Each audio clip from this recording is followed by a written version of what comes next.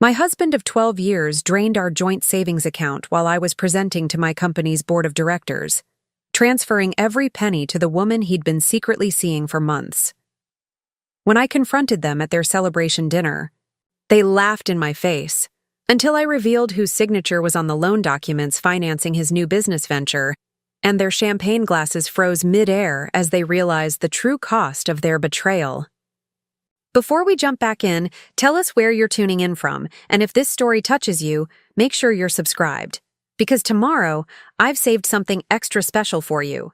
The prestigious conference room on the 38th floor offered a panoramic view of the city skyline, glass and steel glittering in the late afternoon sun. Executives in tailored suits sat around the polished mahogany table, their expressions a careful blend of interest and assessment as I navigated through my presentation slides. As Chief Financial Officer, this quarterly board meeting was my moment to showcase not just the company's financial health, but my own value to the organization. And as you can see from these projections, I said, gesturing to the chart displaying an upward trajectory. Our risk mitigation strategy has positioned us to weather market fluctuations while maintaining a growth pattern that outperforms industry averages by 17%. The board chairman, Walter Reynolds, nodded approvingly.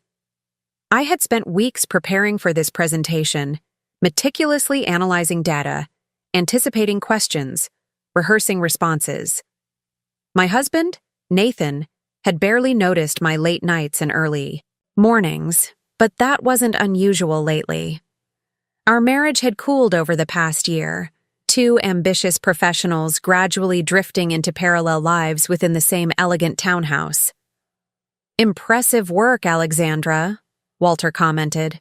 "The restructuring of our Asian investments appears particularly strategic given current market conditions." I felt a familiar sense of professional satisfaction, the quiet confidence that came from navigating complex financial landscapes with precision. At 42, I had built a reputation for fiscal prudence paired with calculated risk, a balance that had served both my career and personal finances well. My phone vibrated silently in the pocket of my blazer.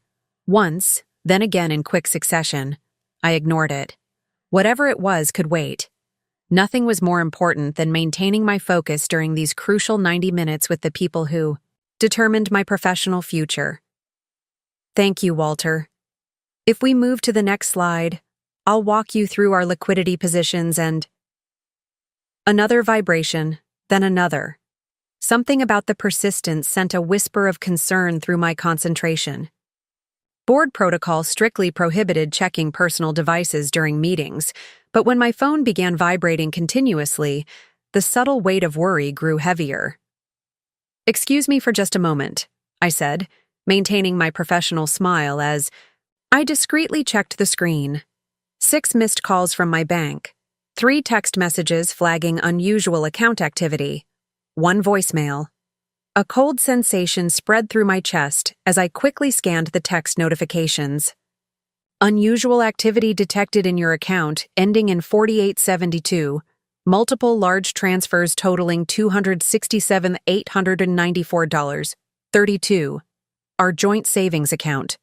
Nearly everything we had accumulated together over 12 years of marriage, the house down payment fund, our emergency reserves, the investment seed money we'd been accumulating. Alexandra? Is everything all right?" Walter's voice seemed to come from a great distance. I looked up, suddenly aware that every board member was watching me, their expressions ranging from concern to mild irritation at the interruption. "Yes, I apologize," I managed, slipping the phone back into my pocket. "Where were we?" Liquidity positions." Somehow, I completed the presentation. Somehow, I answered their questions with coherent responses, maintained my professional composure, and concluded the meeting with appropriate pleasantries. All while the knowledge that something catastrophic was happening to my financial life pulsed beneath the surface of my carefully constructed professional facade. When the boardroom finally emptied, I sank into the nearest chair and called the bank. "Mrs. Harrington, we've been trying to reach you," the account manager said, her voice carefully neutral. There have been several large transfers from your joint savings account today, all authorized using the correct credentials and security verification. What transfers? I didn't authorize anything. The transfers were initiated by the joint account holder, Mr. Nathan Harrington. Since it's a joint account with equal access privileges, the transactions were processed according to standard protocol. My hand tightened around the phone. How much is left in the account? A pause. The current balance is $840.17. The room seemed to tilt slightly. Over $250,000 gone in an afternoon. 12 years of careful saving, of measured financial decisions, of planning. For our future. Can you tell me where the money went? The funds were transferred to an account at First Capital Bank, she replied. The name on the receiving account is Melanie Westbrook. The name struck me like a physical blow. Melanie Westbrook. Nathan's new marketing director, hired 6 months ago. 15 years younger than me, with an effortless beauty that made me, suddenly, painfully aware of my sensible haircut and the fine lines that had begun to appear around my eyes. I had met her exactly twice, once at the company Christmas party, and again when I'd surprised Nathan with lunch at his office last month. Both times he had been oddly distant afterward, picking small arguments over nothing. Mrs. Harrington? Would you like me to initiate fraud proceedings? The question hung in the air. Was this fraud? Legally, perhaps not. Nathan had every right to access our joint account, but to transfer everything without discussion, without warning? No, I said finally. Not yet. Thank you for the information. I ended the call and sat motionless, staring out at the city spreading below me, the lives of millions flowing in their ordinary patterns while mine had just imploded. My phone chimed with an incoming text message. Nathan, won't be home tonight. Having dinner with the team to celebrate our new venture. Don't wait up. New venture. The pieces clicked into terrible alignment. Nathan had been talking about leaving his marketing director position to start his own agency for years, but we had agreed to wait until we had sufficient capital cushion. Apparently, he had decided that day was today, with my money and his new marketing director. I Googled Melanie Westbrook. Her LinkedIn profile appeared first. Marketing director at Carson Media, previously with top agencies in New York and Chicago. Her profile picture showed a woman with shining chestnut hair and confident smile, the kind of effortless poise that seemed to belong on magazine covers. Further down the search results, a recent local business news article. New boutique agency launches with major client acquisition. The article was dated today.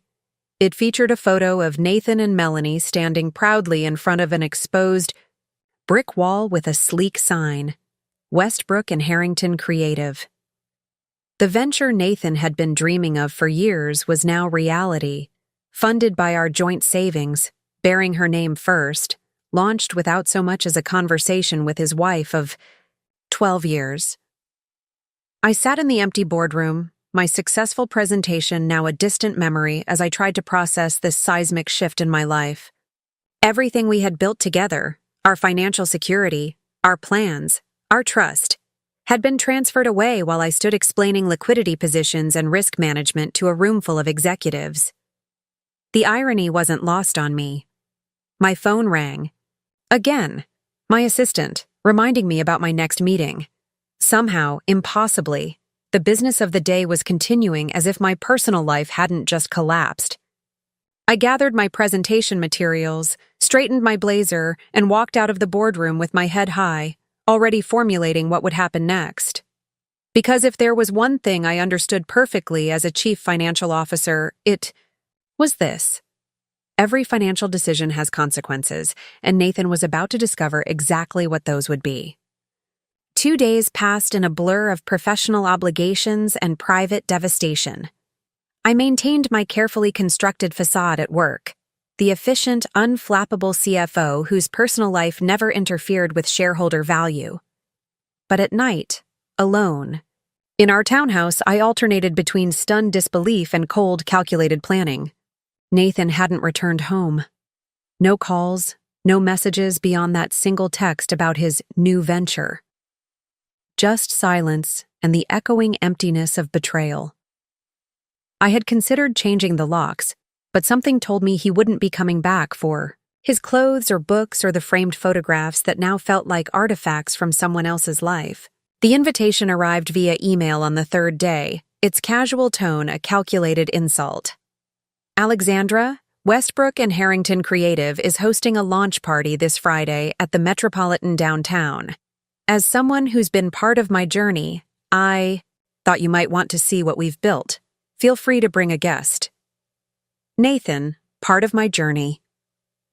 As if our 12-year marriage had been a stepping stone, a chapter he'd completed before moving on to more exciting narratives. I read the message 3 times, noting the careful wording, the use of I instead of we, the presumptuous inclusion of his name in the agency title, the implication that I should celebrate his success rather than recognize his theft. I clicked, accept, without hesitation. The Metropolitan was one of the city's premier event spaces, occupying the top floor of a renovated historic bank building downtown. Floor-to-ceiling windows offered panoramic views of the skyline, the same skyline I'd gazed at from my boardroom while Nathan had drained our accounts. The irony wasn't lost on me as I stepped off the elevator into a space transformed by strategic lighting, minimalist floral arrangements, and the distinctive branding of Westbrook and Harrington Creative. Name, please? A young woman with a tablet stood at a sleek reception desk. Alexandra Harrington. Her eyes widened slightly. Recognition? Discomfort? Perhaps both. Of course, Mrs. Harrington. Welcome. I wore a black dress I'd purchased for a charity gala last year. Fitted, elegant, professional. My hair was swept into a precise updo, my makeup flawless. The diamond earrings Nathan had given me for our 10th anniversary completed the ensemble.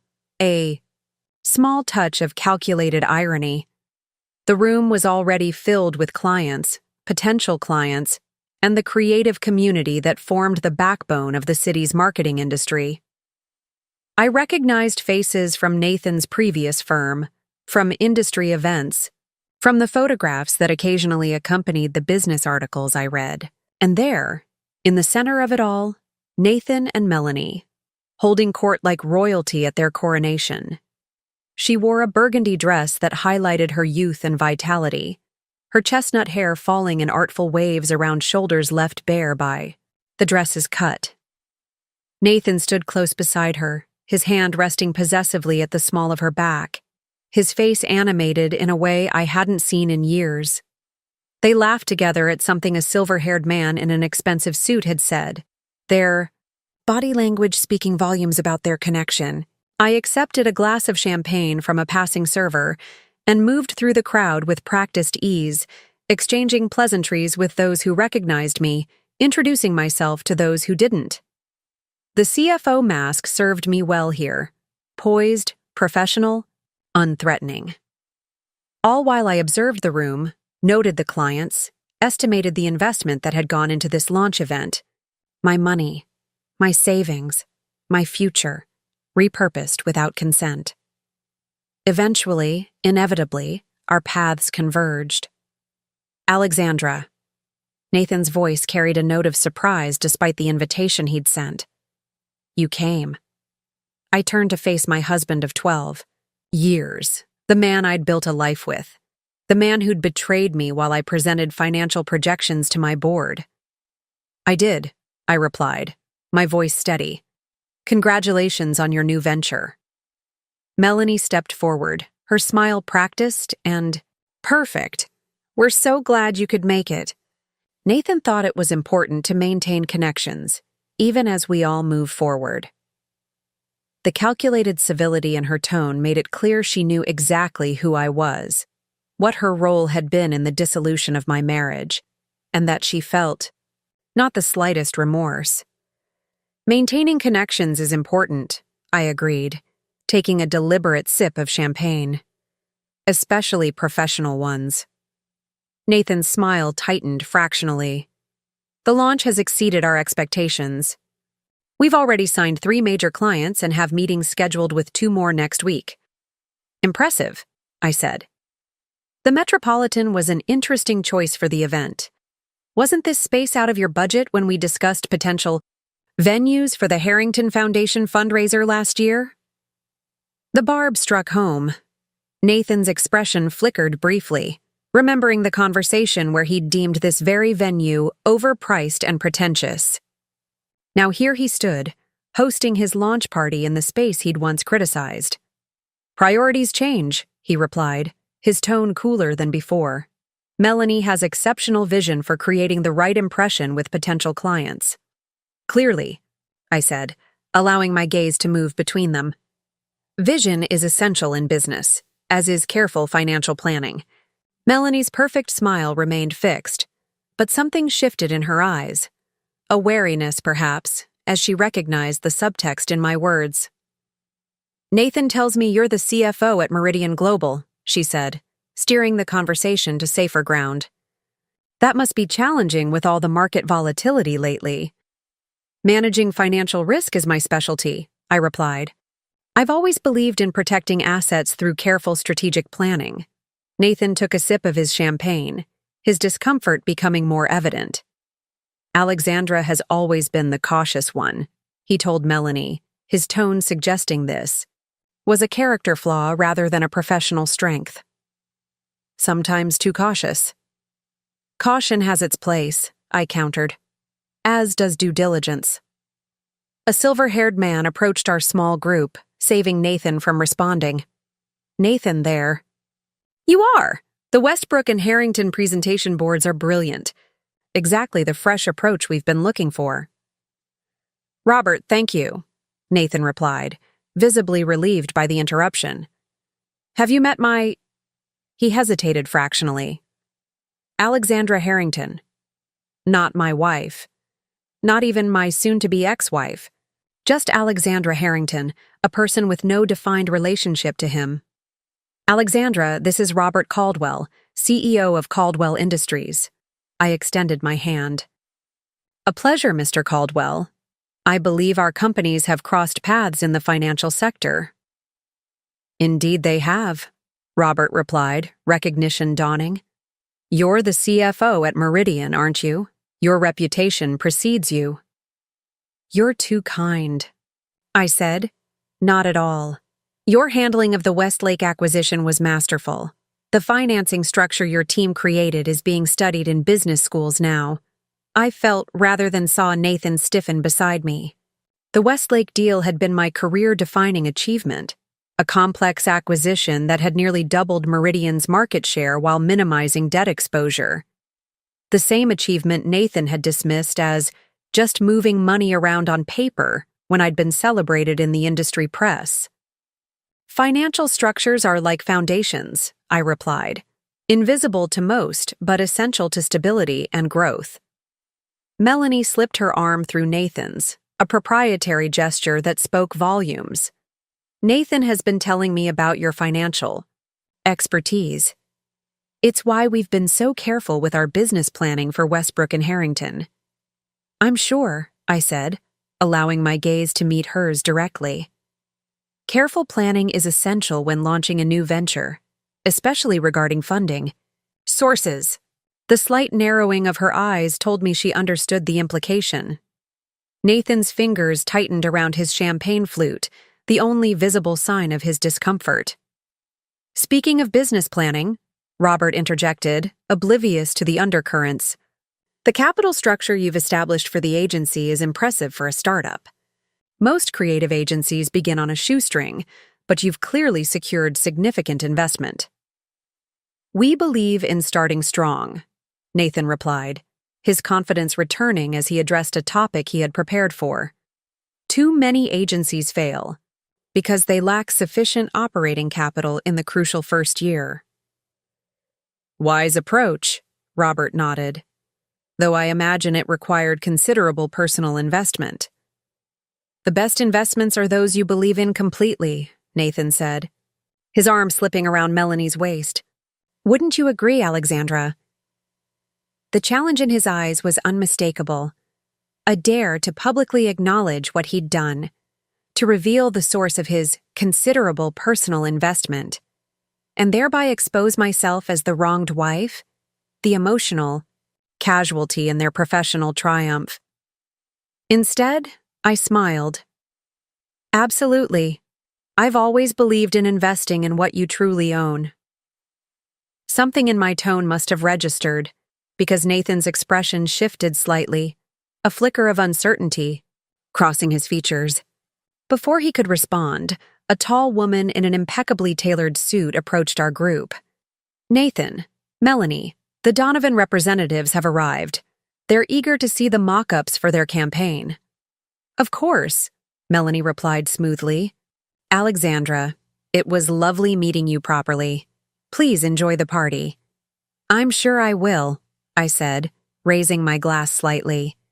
It's fascinating to see what's been accomplished in such a short time. As they moved away through the crowd, I caught Robert Caldwell studying me with a thoughtful expression. Brave of you to attend, he said quietly. Office romances can create such complicated situations when they end professional partnerships. So that was the narrative Nathan had constructed, that he and I had been colleagues whose relationship had run its course, not husband and wife whose marriage had been destroyed by betrayal and theft. Life is full of complications, Mr. Caldwell, I replied. The key is understanding the fine print before signing any agreement. I circulated through the party with practiced ease, exchanging pleasantries and business cards, maintaining the facade of the supportive ex-partner rather than the betrayed wife. Years of navigating corporate politics had prepared me well for this moment. This careful balance of professional courtesy and strategic positioning.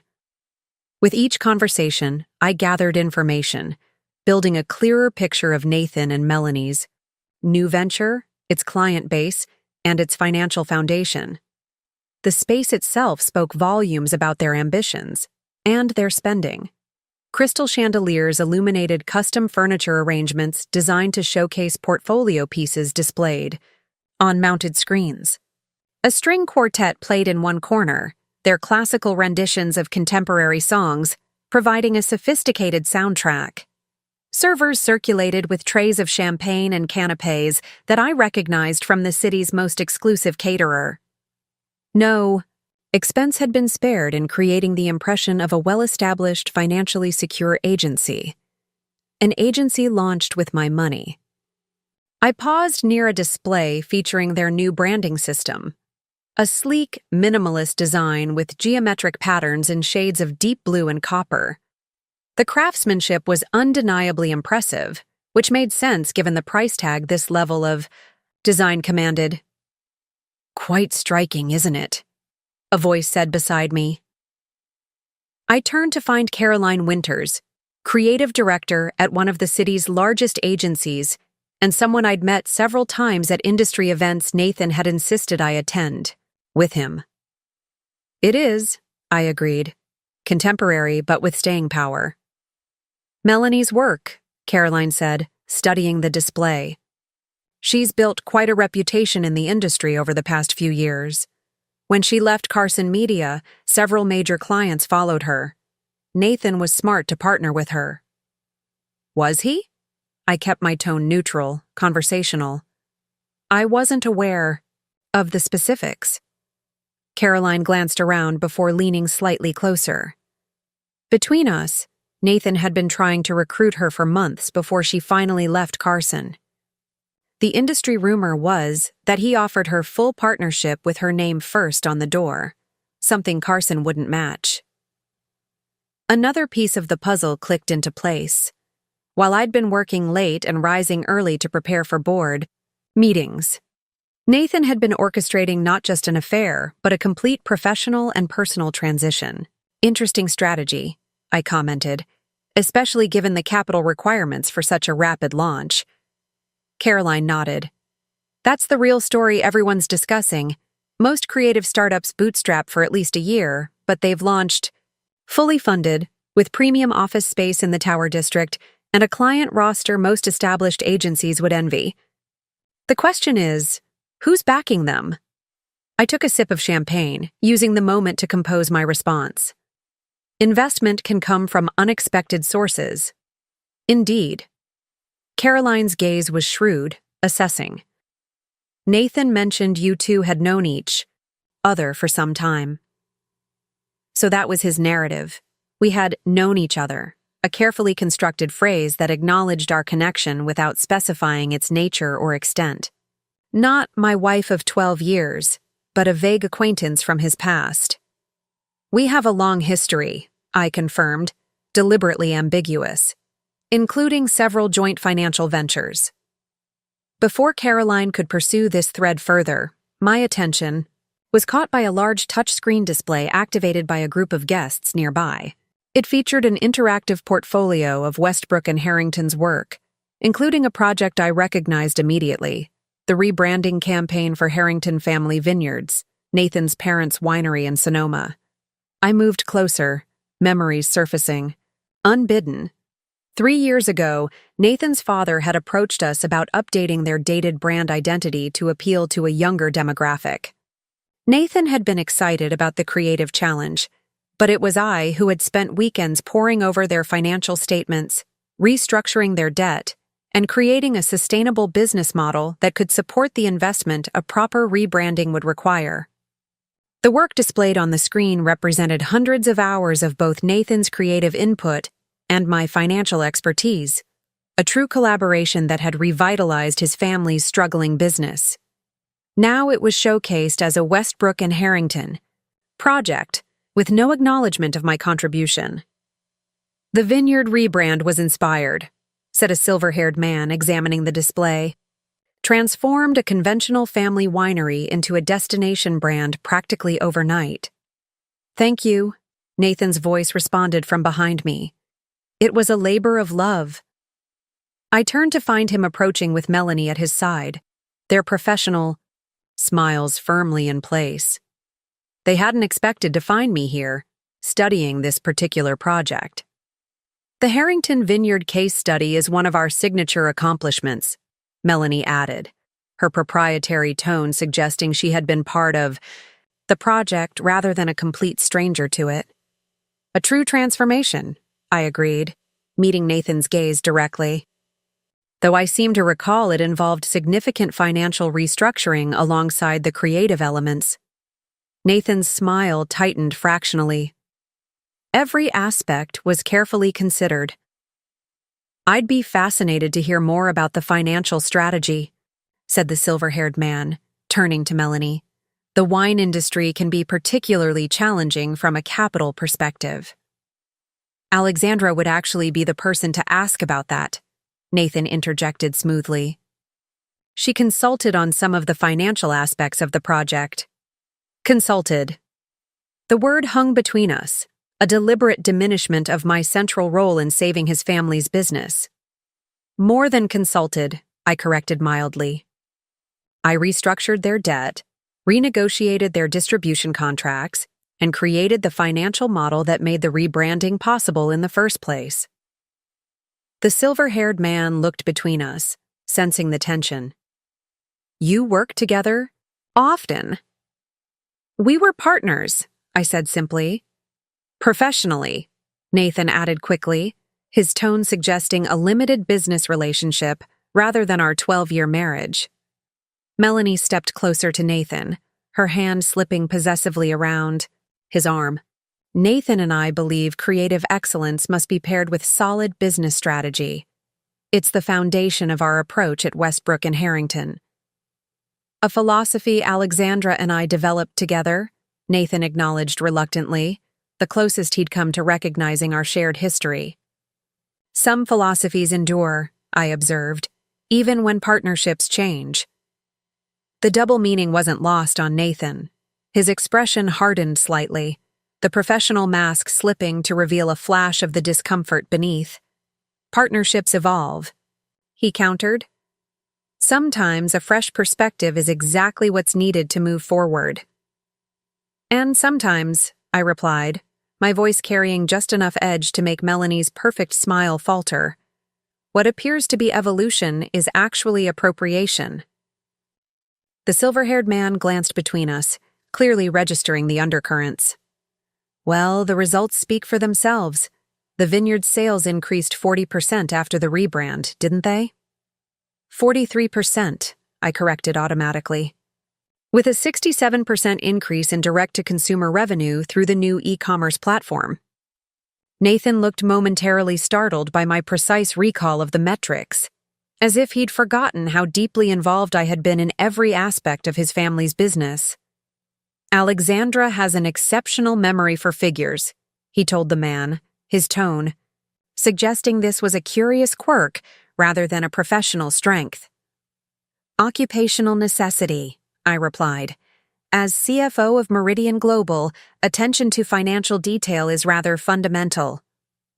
The silver-haired man's eyebrows rose. You're Meridian's CFO? Impressive position. Alexandra has always been ambitious, Nathan said, the comment framed as a compliment but delivered with a subtle undertone that suggested unchecked ambition, as if my career success had come at a cost. I prefer focused, I countered, particularly when it comes to protecting assets. Melanie, perhaps sensing the conversation veering into dangerous territory, interjected smoothly. The Vineyard Project certainly demonstrated the power of our integrated approach.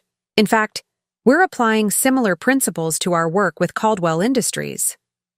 I wasn't aware Caldwell had signed with you, I said, knowing full well they hadn't. Robert Caldwell's earlier comments had made that clear. We're in final discussions, Nathan replied, his slight hesitation revealing the exaggeration. Robert was quite impressed with our presentation. Final discussions can be the most critical phase, I observed. That's when the details of ownership and control are established. Nathan's jaw tightened almost imperceptibly. Speaking of presentations, we should check on the multimedia display for the Donovan campaign.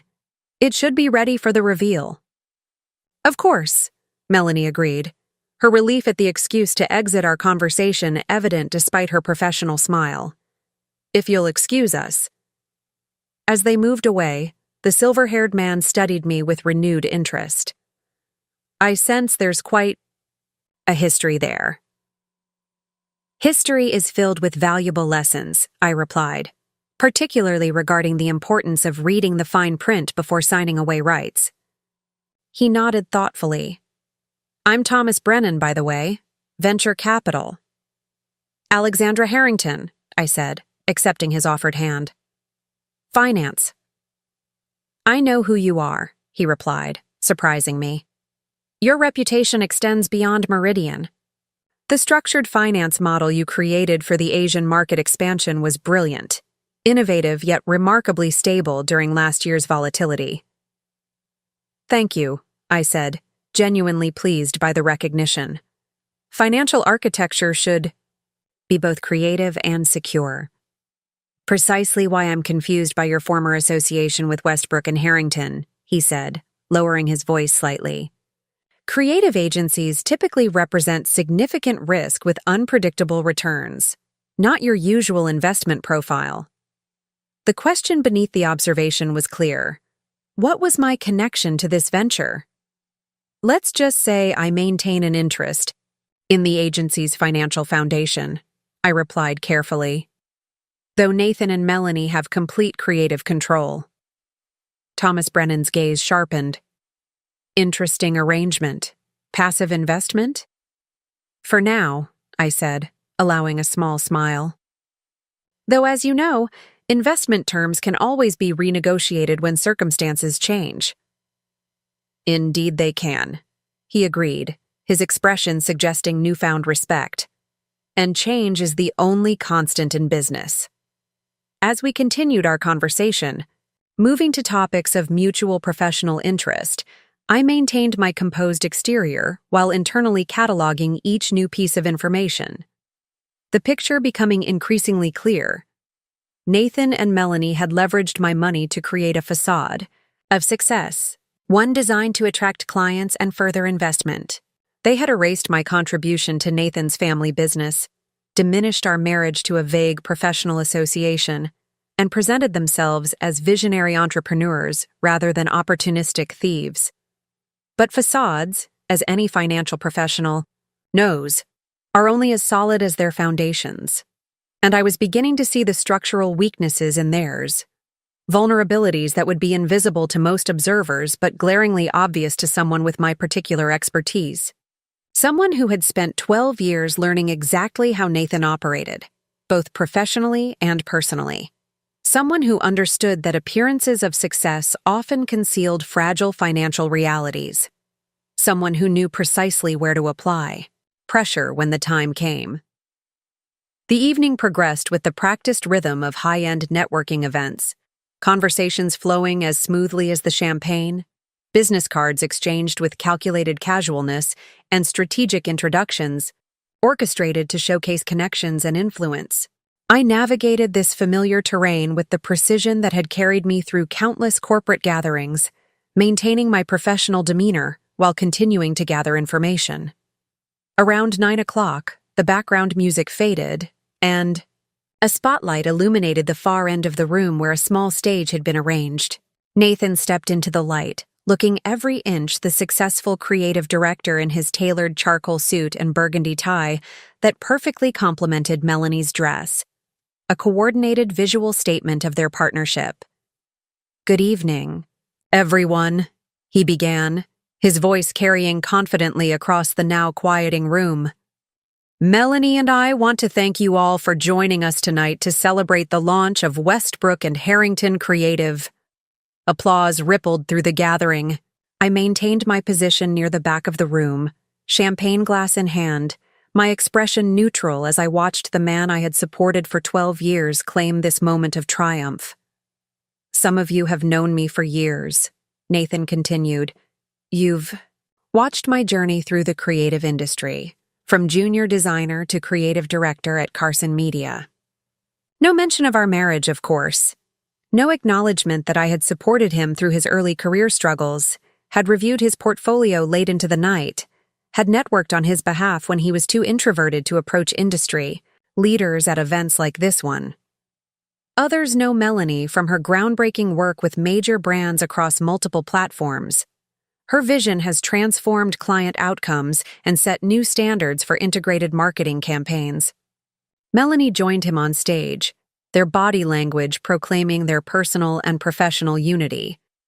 The spotlight caught the diamonds at her throat, a necklace I recognized instantly as having been purchased from the jeweler Nathan and I had patronized for years. I wondered if she knew I had helped select the setting for that particular piece, or that we had discussed giving it to his mother for her 70th birthday. "Together," Melanie said, taking over seamlessly, "we're creating something truly unique in the industry, an agency that bridges the gap between traditional creative excellence and digital innovation. Westbrook and Harrington isn't just another creative shop. We're a strategic partner for brands ready to transform their market position." The practiced patter continued, highlighting their creative philosophy, showcasing key projects, several of which I recognized as work Nathan had begun while still at Carson Media, and outlining their ambitious growth trajectory. The presentation was polished, compelling, and undeniably impressive, exactly what potential clients and industry peers would expect from a well-funded, forward-thinking agency. What no one in the room except me knew was that this entire spectacle, from the premium venue to the custom furniture, from the innovative digital displays to the staffing infrastructure they described, had been financed with my money. Money, transferred without my knowledge or consent while I presented quarterly projections to my board. "We've been fortunate to secure significant investment that allows us to launch with the resources needed to serve major clients from day one," Nathan explained, his eyes sweeping the room with practiced confidence. "Unlike most creative startups, we're fully capitalized with operational runway well beyond industry standards." I took a measured sip of champagne, recognizing the careful wording. Secure significant investment sounded far more professional than drained my wife's savings account while she was in a board meeting. This strategic capitalization allows us to focus entirely on creative excellence rather than financial survival," Melanie added, her smile radiant under the spotlight. "We've assembled a world-class team, secured premium office space in the Tower District, and implemented technology systems that position us at the forefront of the industry." The Tower District. Of course, the exclusive business center where rents averaged triple the city's standard commercial rates. I made a mental note to determine exactly which building they'd leased, another piece in the financial puzzle I was constructing. "But impressive resources mean nothing without vision," Nathan continued. "At Westbrook and Harrington, we believe that transformative creative work happens when boundaries are pushed, when conventional thinking is challenged, when partners trust each other enough to take calculated risks." The irony of Nathan speaking about trust while standing on a stage financed by his betrayal was almost enough to crack my composed facade. Almost. "Which brings us to our exciting announcement," Melanie said, her voice rising with practiced enthusiasm. "We're thrilled to reveal that Westbrook and Harrington has been selected as the creative agency of record for Pinnacle Development's revolutionary new urban living concept, Skyline Commons." Murmurs rippled through the crowd. Pinnacle was one of the largest real estate development firms in the region, known for high-profile, high-budget projects. Landing them as a client was indeed a coup for a new agency, the kind of signature, account that could establish immediate credibility and attract additional premium clients. "Pinnacle's CEO, James Morrison, is here with us tonight," Nathan said, gesturing toward a distinguished man in his 60s standing near the front of the room. "James, would you like to say a few words about our partnership?" As James Morrison moved to join them on stage, I felt a subtle shift in the room's energy, the current of respect and deference that flows toward individuals of significant wealth and influence. Morrison's real estate empire extended beyond the city to developments across the country, his net worth estimated in the billions. His presence lent Nathan and Melanie's launch an implicit endorsement that no amount of sophisticated staging could have achieved. "Thank you, Nathan, Melanie," Morrison said, accepting the microphone with the easy confidence of someone accustomed to addressing crowds. "When my team began searching for a creative partner for Skyline Commons, we interviewed established agencies with decades of experience and impressive client rosters. But what Westbrook and Harrington presented wasn't just creativity, it was vision, innovation, and a financial structure that demonstrated commitment to long-term partnership. Financial structure.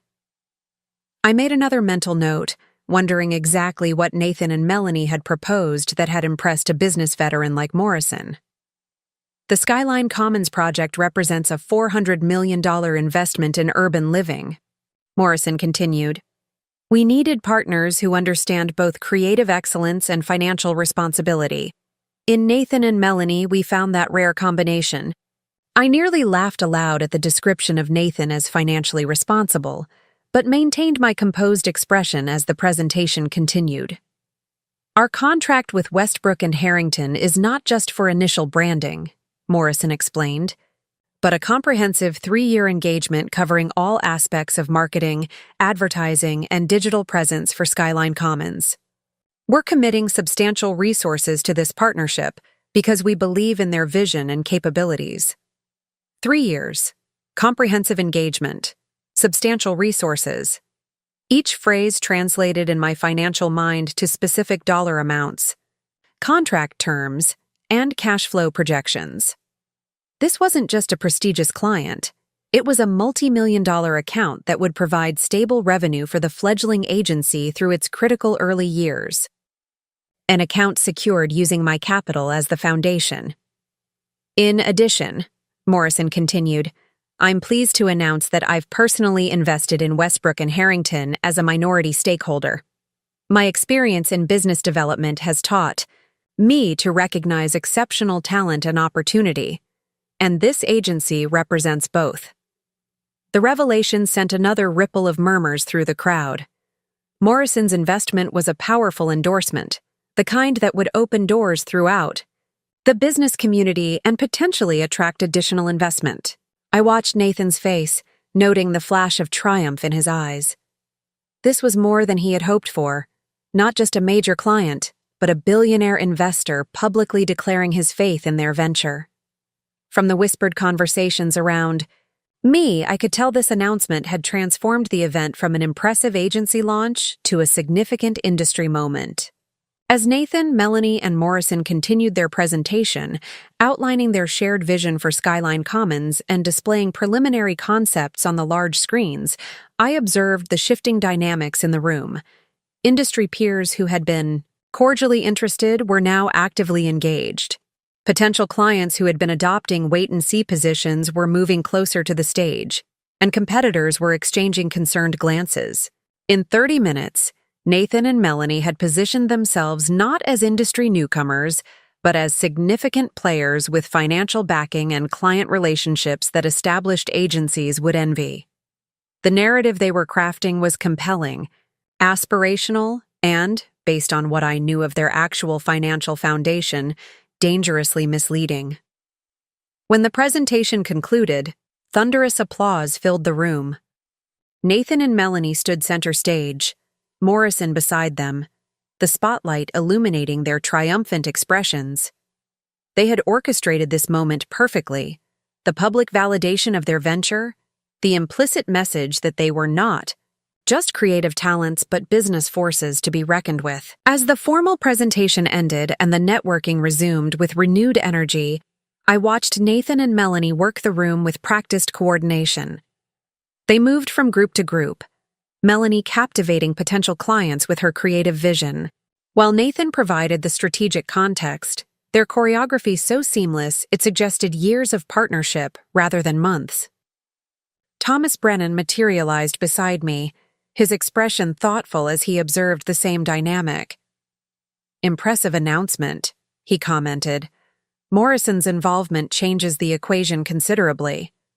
"It does," I agreed, "though I wonder if he's performed proper due diligence on their financial foundation." "Morrison didn't build his empire by making careless investments," Brennan noted. "His team would have scrutinized their capitalization and business plan thoroughly." "Perhaps," I said, "but even the most thorough due diligence can miss crucial details if they're deliberately obscured." Brennan studied me with renewed interest. "You sound like you have specific concerns." "Let's just say I have questions about the source of their launch capital," I replied carefully.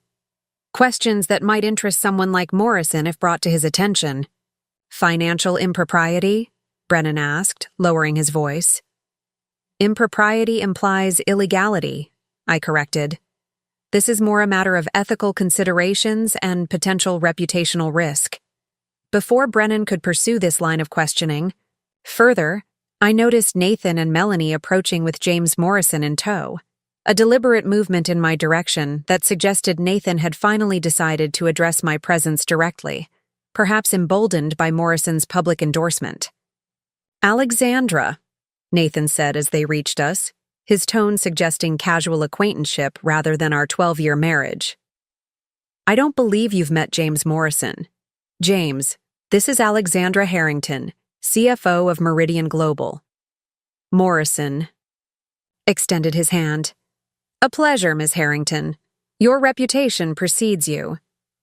"Likewise, Mr. Morrison," I replied, accepting his handshake. "Your urban development projects have transformed several cities for the better." "You're familiar with our work?" he asked, seemingly pleased. "I make it my business to understand major capital investments in the markets where Meridian operates," I explained. "Your Riverside project in particular represents an innovative approach to mixed-use development financing."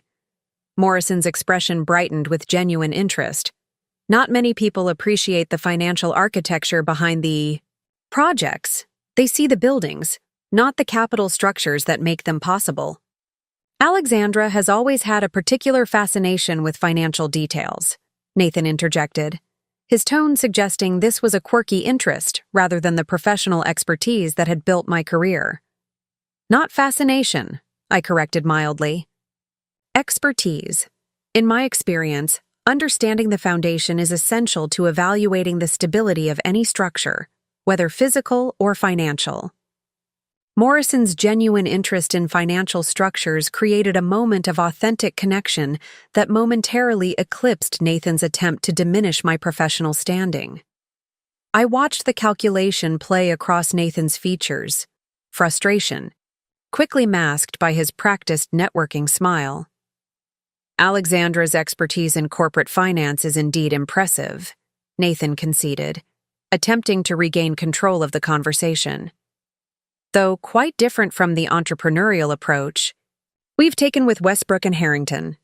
Different perspectives often yield the strongest partnerships, Morrison replied, seemingly oblivious to the undercurrents between us. The creative vision that Nathan and Melanie bring, combined with solid financial planning, creates a powerful foundation for business growth. I couldn't agree more, I said. Proper financial structuring is essential to sustainable creative ventures. I've always believed that creativity flourishes best when built on solid fiscal planning rather than improvised funding. Nathan's smile tightened almost imperceptibly. Our funding structure is quite sophisticated for an agency at our stage. We've moved beyond traditional startup models. Clearly, I replied, meeting his gaze directly. The speed of your launch suggests access to significant capital. Most new ventures struggle with liquidity constraints during their first year. Melanie slipped her arm through Nathan's, a gesture that appeared affectionate but served to assert her position.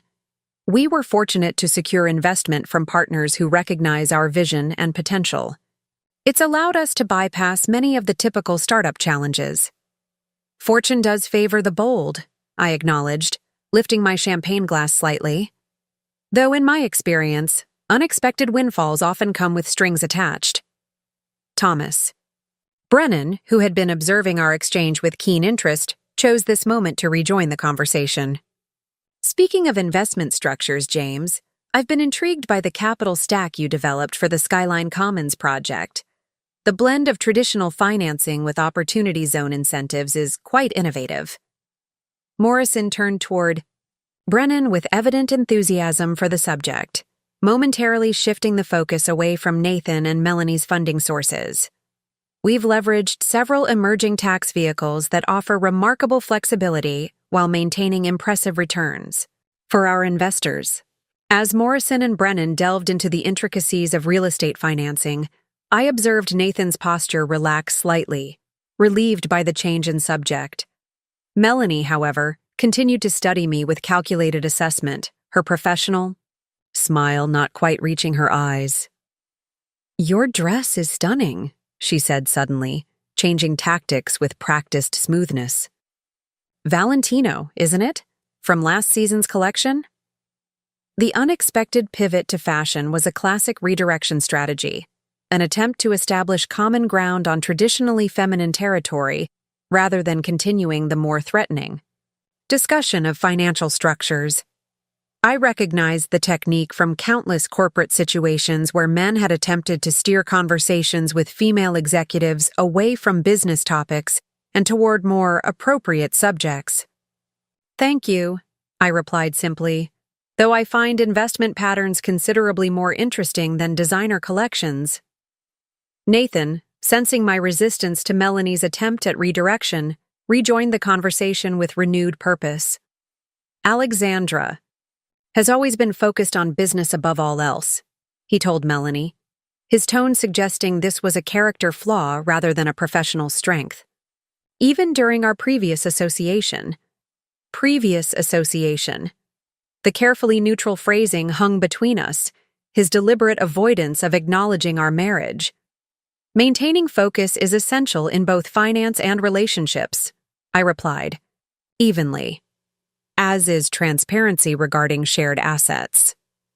Before Nathan could respond, we were interrupted by the approach of a photographer wielding a professional camera. "Mr. Morrison, Mr. Harrington, Ms. Westbrook, could I get a photo for the gay business section? The agency launch with Mr. Morrison's investment announcement is definitely front-page material." "Of course," Morrison agreed affably. I stepped back, prepared to exit the frame, but Morrison gestured for me to remain. Ms. Harrington should join us. Having Meridian's CFO in the shot would add another layer of financial credibility. Nathan's expression flickered momentarily before his professional mask reasserted itself. Excellent idea, he managed, though the slight strain in his voice was evident to anyone who knew him well. We arranged ourselves with practiced ease, Morrison in the center, Nathan and Melanie to his right, myself to his left. As we stood there, smiling for the camera, I felt the surreal quality of the moment intensify. Here I was, posing alongside my husband of 12 years, the woman he'd betrayed me with, and a billionaire investor who had no idea that the impressive financial structure he was praising had been built with money transferred from my account without consent. Perfect, the photographer declared after several rapid clicks. This will accompany the feature on emerging business partnerships in tomorrow's edition. As the photographer moved away, Morrison turned to me with genuine interest. I'd love to hear your perspective on the current investment climate for creative ventures, Ms. Harrington. Perhaps we could arrange a lunch next week? My team is always looking to refine our approach to diversified investment. Before I could respond, Nathan interjected smoothly. Alexandra's schedule is notoriously full with her Meridian responsibilities. Corporate finance demands constant attention, doesn't it? The presumption that he could still speak for me, still manage my professional connections, sent a flash of cold anger through me, an emotion I acknowledged internally but kept carefully concealed behind my professional demeanor. I appreciate the interest, Mr. Morrison, I replied, ignoring Nathan entirely. I'd be happy to discuss investment trends in the creative sector. My assistant can coordinate with your team for a suitable time next week. Morrison nodded with evident satisfaction. Excellent. I found that creative financing often requires creative thinking, something traditional banking can sometimes lack. The most sophisticated financial structures often appear deceptively simple on the surface, I agreed. It's only when you examine the underlying documentation that the true complexity and potential vulnerabilities become apparent. Nathan shifted his weight slightly, the only outward sign of his discomfort with the direction of our conversation. Melanie, perhaps sensing his unease, employed another redirection. The chamber orchestra is about to perform the piece we commissioned specifically for our launch, she announced. We should move toward the main gallery for the best acoustics. James, there are several people you simply must meet before the performance begins. Her tone made it clear that this was not merely a suggestion, but a calculated extraction. Morrison, ever the gentleman, nodded his agreement. A pleasure meeting you, Ms. Harrington, he said. I look forward to our lunch. Likewise, I replied. I'm particularly interested in discussing due diligence approaches for creative industry investments. A flicker of something, concern, perhaps, or simple curiosity, crossed Morrison's expression before Melanie successfully steered him away, Nathan following closely behind. As they moved through the crowd, I noted how skillfully Melanie had managed the situation, recognizing the potential danger in my continued conversation, with Morrison in executing a graceful but firm redirection. In another circumstance, I might have admired her tactical awareness. Tonight, I simply filed it away as additional information about a formidable opponent. Thomas Brennan remained beside me, his expression thoughtful as he observed Nathan, Melanie, and Morrison being absorbed into a new conversation cluster across the room. Interesting dynamics, he commented. I sense there's considerably more to your previous association with Harrington than either of you is acknowledging publicly. I took a measured sip of champagne. History often provides valuable context for present situations. History and financial entanglements, Brennan noted. Your comments about their funding sources weren't just theoretical concerns, were they? His perception was sharper than I had anticipated. I considered my response carefully, weighing the potential value of a partial disclosure against the risks of revealing too much too soon. Let's just say I have a vested interest in understanding exactly how Westbrook and Harrington's impressive launch was financed, I replied. As does anyone considering business relationships with them. Brennan studied me for a moment longer, then nodded slightly, accepting my measured response without pressing further. The professional courtesy of one financial expert to another. Morrison's involvement changes their trajectory significantly, he observed instead. His investment alone will attract attention, but his client relationship legitimizes them instantly in the industry. Appearance and reality don't always align in business launches, I noted, particularly when fundamental questions about capitalization remain unanswered. True enough, Brennan agreed. I've seen impressive facades collapse when the financial foundation proved inadequate, though Morrison's team typically performs rigorous due diligence. Due diligence is only as thorough as the information provided, I countered.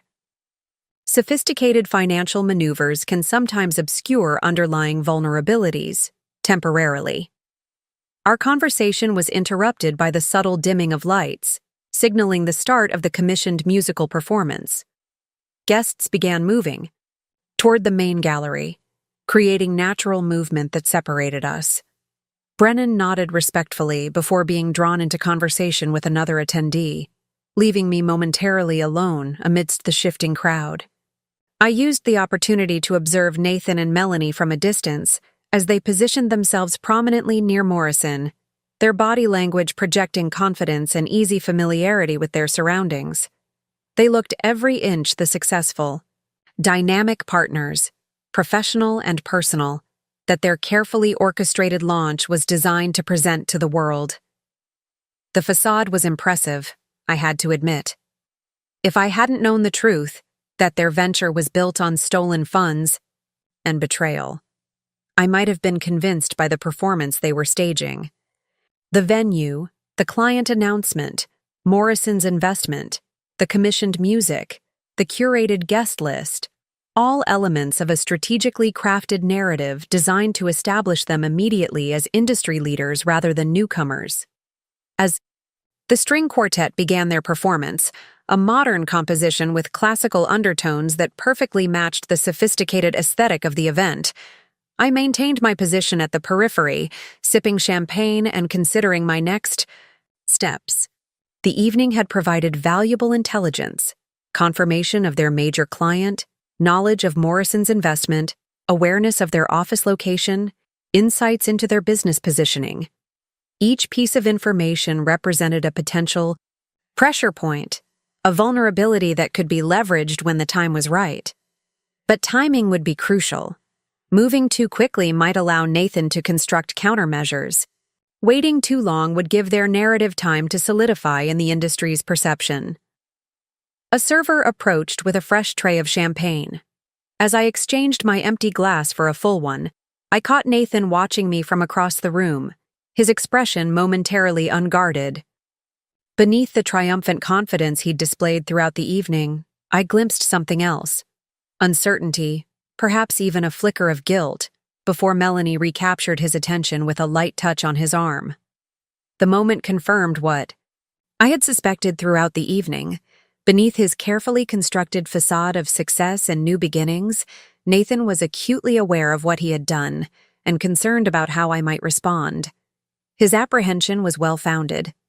I had maintained my composure throughout this evening of calculated humiliation, watching him showcase a business built with my money, hearing him diminish our marriage to a vague, previous association, observing him flaunt his relationship with Melanie in front of industry peers who had attended our anniversary celebrations. I had smiled politely, exchanged pleasantries, and networked effectively, giving no outward indication that anything was amiss. I had, in short, behaved exactly as Nathan had expected, the consummate professional too concerned with appearances to create a scene. What he didn't understand, what he had never fully appreciated despite our 12 years together, was that my composure wasn't a limitation. It was my greatest strength. The same disciplined restraint that had built my career, that had guided Meridian through market turbulence, that had transformed Nathan's family vineyard from failing enterprise to thriving business.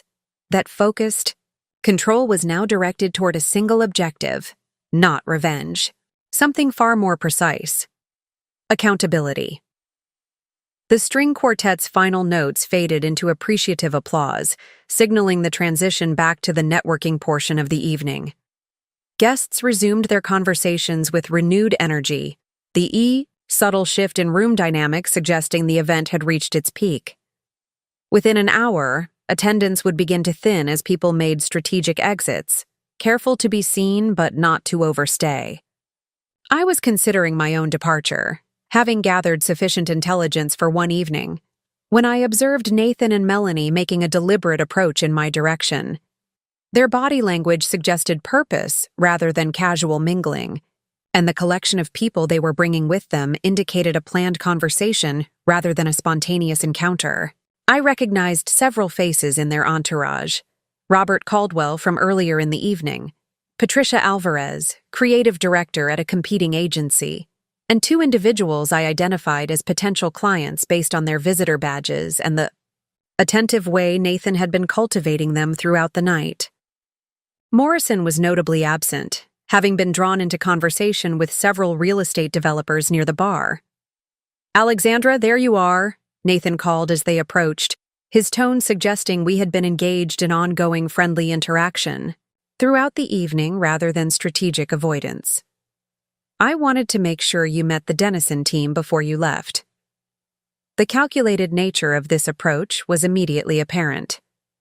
Nathan had deliberately assembled an audience for whatever was about to unfold, people with industry influence who would carry the narrative forward. "Mark and Stephanie Dennison are launching a new wellness brand," Nathan continued, gesturing to the couple I had correctly identified as potential clients.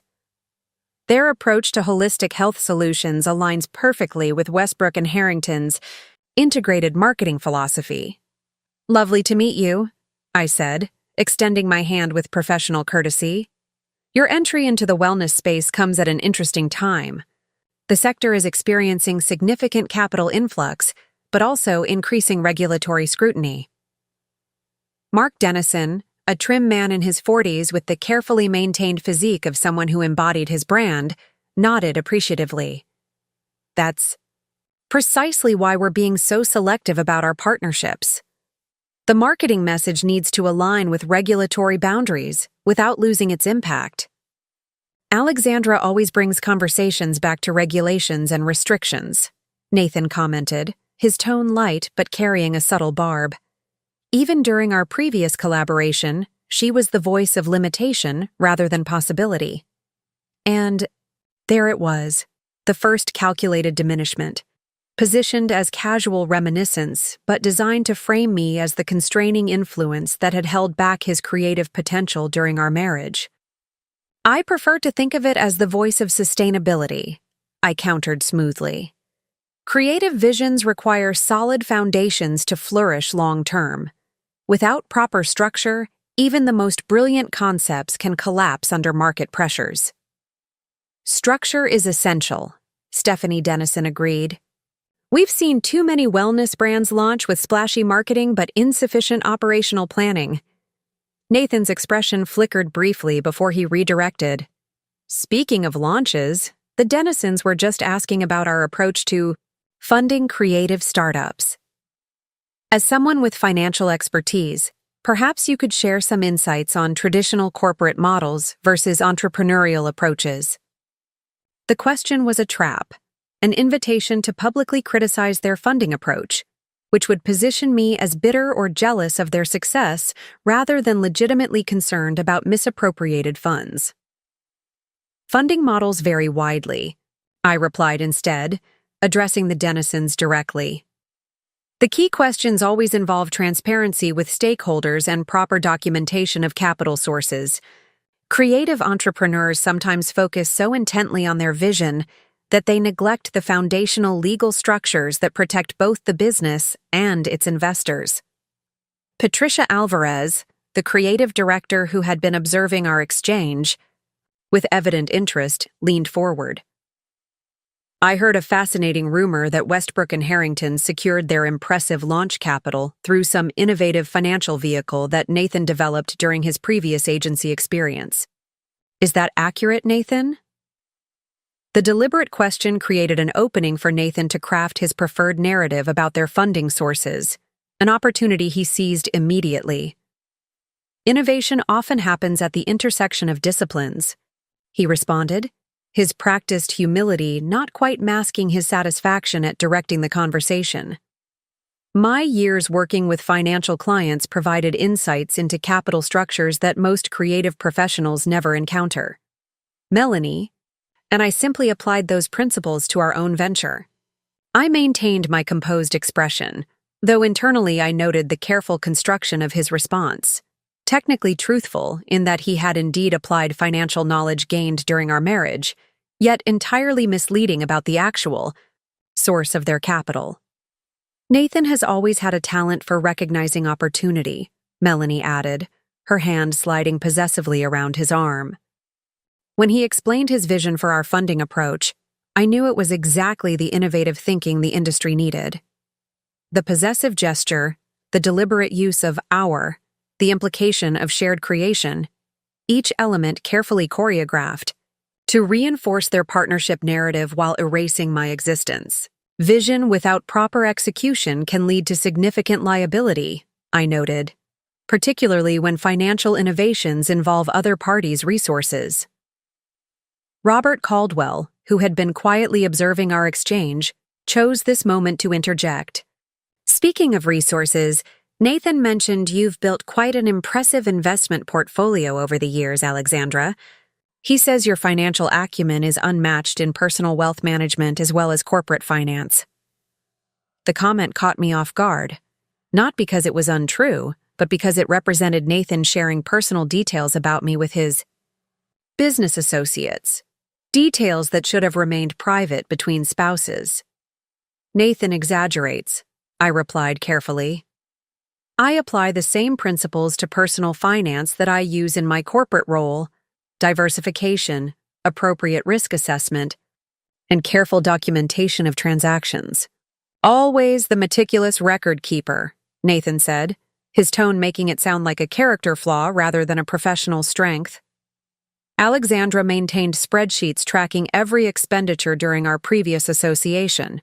I used to joke that she could account for every coffee purchase over a decade. Laughter rippled through the small group, polite, uncomfortable laughter that acknowledged the increasing tension beneath our exchange. Accurate records prevent unfortunate surprises, I replied evenly, particularly regarding shared resources. That must be a challenging approach in a relationship context, Melanie observed, her sympathetic tone belied by the calculation in her eyes. Partnerships thrive on trust rather than documentation, don't they? The deliberate pivot to relationship dynamics rather than business principles was transparent, a subtle attempt to frame me as cold and untrusting, contrasting with her warmer, more intuitive approach to both business and personal relationships. Trust and documentation are complementary, not contradictory, I countered. The strongest partnerships, whether business or personal, balance emotional connection with clear agreements about shared resources and responsibilities. That's certainly one perspective, Melanie replied, her perfect smile not quite reaching. Her eyes. Nathan and I have found that creative intuition and mutual trust create more dynamic outcomes than rigid structures and constant verification. The implicit message was clear. She offered Nathan something I had not: freedom from oversight, unconditional support of his vision, partnership without accountability. The narrative they were constructing positioned their relationship as liberating, compared to the constraints of our marriage. Nathan, perhaps sensing that the conversation was veering too close to our personal history, attempted another redirect. The Dennisons were particularly impressed with our approach to integrated campaigns. Mark, didn't you mention your interest in exploring blockchain applications for customer loyalty programs? Before Mark could respond, Patricia Alvarez, who had been watching our exchange with the sharp attention of someone mentally taking notes, interjected with unexpected directness. "I have to ask what everyone's been wondering," she said, her tone suggesting the impatience of someone cutting through social niceties. "Were you two previously married? The industry has been buzzing with speculation all evening." A momentary silence fell over our small group. I watched Nathan's expression flicker through rapid calculations, weighing the risks of acknowledgement against continued obfuscation, considering how either choice would affect the narrative he was constructing. "Alexandra and I were married, yes," he finally admitted, his tone suggesting this was a minor biographical detail rather than a 12-year commitment. "We divorced last year when our paths diverged professionally and personally. We've both moved onto more compatible partnerships." The casual dismissal of our marriage, reduced to diverging paths rather than his betrayal and theft, was delivered with such confident finality that for a moment I felt as if I were watching a performance about strangers rather than experiencing my own life. "Though we finalized our divorce just 8 weeks ago," I corrected mildly. "Not last year." The precise timeline hung in the air between us, quietly contradicting his attempt to suggest our marriage was long behind him. Several members of our small audience exchanged glances, recalibrating their understanding of the situation. Nathan recovered quickly. "Time is relative in transition periods," he said with a practiced, self-deprecating smile. Emotionally, we had moved in different directions long before the paperwork caught up. "How diplomatic," Patricia commented, her tone making it clear she recognized the strategic narrative management at play. "Though it must be awkward, launching a new venture with funds from a recently dissolved marriage." The direct acknowledgement of the financial question created another moment of tense silence. I observed Nathan's shoulders tighten almost imperceptibly as he formulated his response. "Financial settlements in divorce are standard procedure," he replied smoothly. "Alexandra and I reached an equitable agreement that allowed both of us to pursue our respective goals without constraint." The deliberate mischaracterization, framing his theft as a mutually agreed settlement, was delivered with such conviction that I momentarily admired his sheer audacity. He met my gaze with practiced confidence, silently daring me to contradict him in this public setting. "Settlements typically involve negotiation and documentation," I noted, maintaining my professional tone despite the growing coldness in my chest. "Not unilateral action during the other party's board meeting." A subtle ripple of reaction moved through our small audience, eyes widening slightly, postures shifting as they registered the implications of my statement. Nathan's expression hardened momentarily before he reasserted his networking smile. "Legal perspectives often differ during complex transitions," he said dismissively. "The important outcome is that both parties can move forward productively. Wouldn't you agree, Alexandra? Productivity should never come at the expense of integrity," I replied, "particularly when building new partnerships." Melanie, perhaps sensing the conversation had reached dangerous territory, employed another redirection.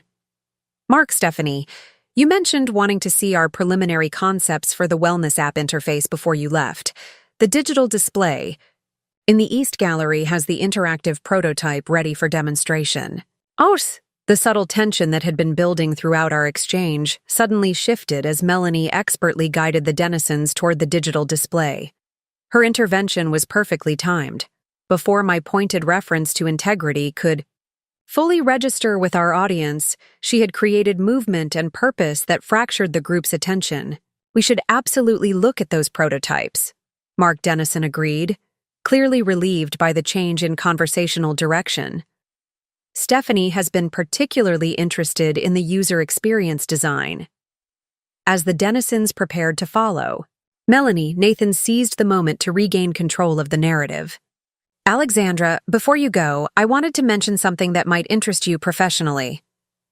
James Morrison mentioned Meridian might be exploring financing options for the eastern expansion of Skyline Commons." The strategic pivot was masterful, simultaneously asserting his connection to Morrison. implying insider knowledge about Meridian's business development and repositioning our interaction from personal history to professional opportunity.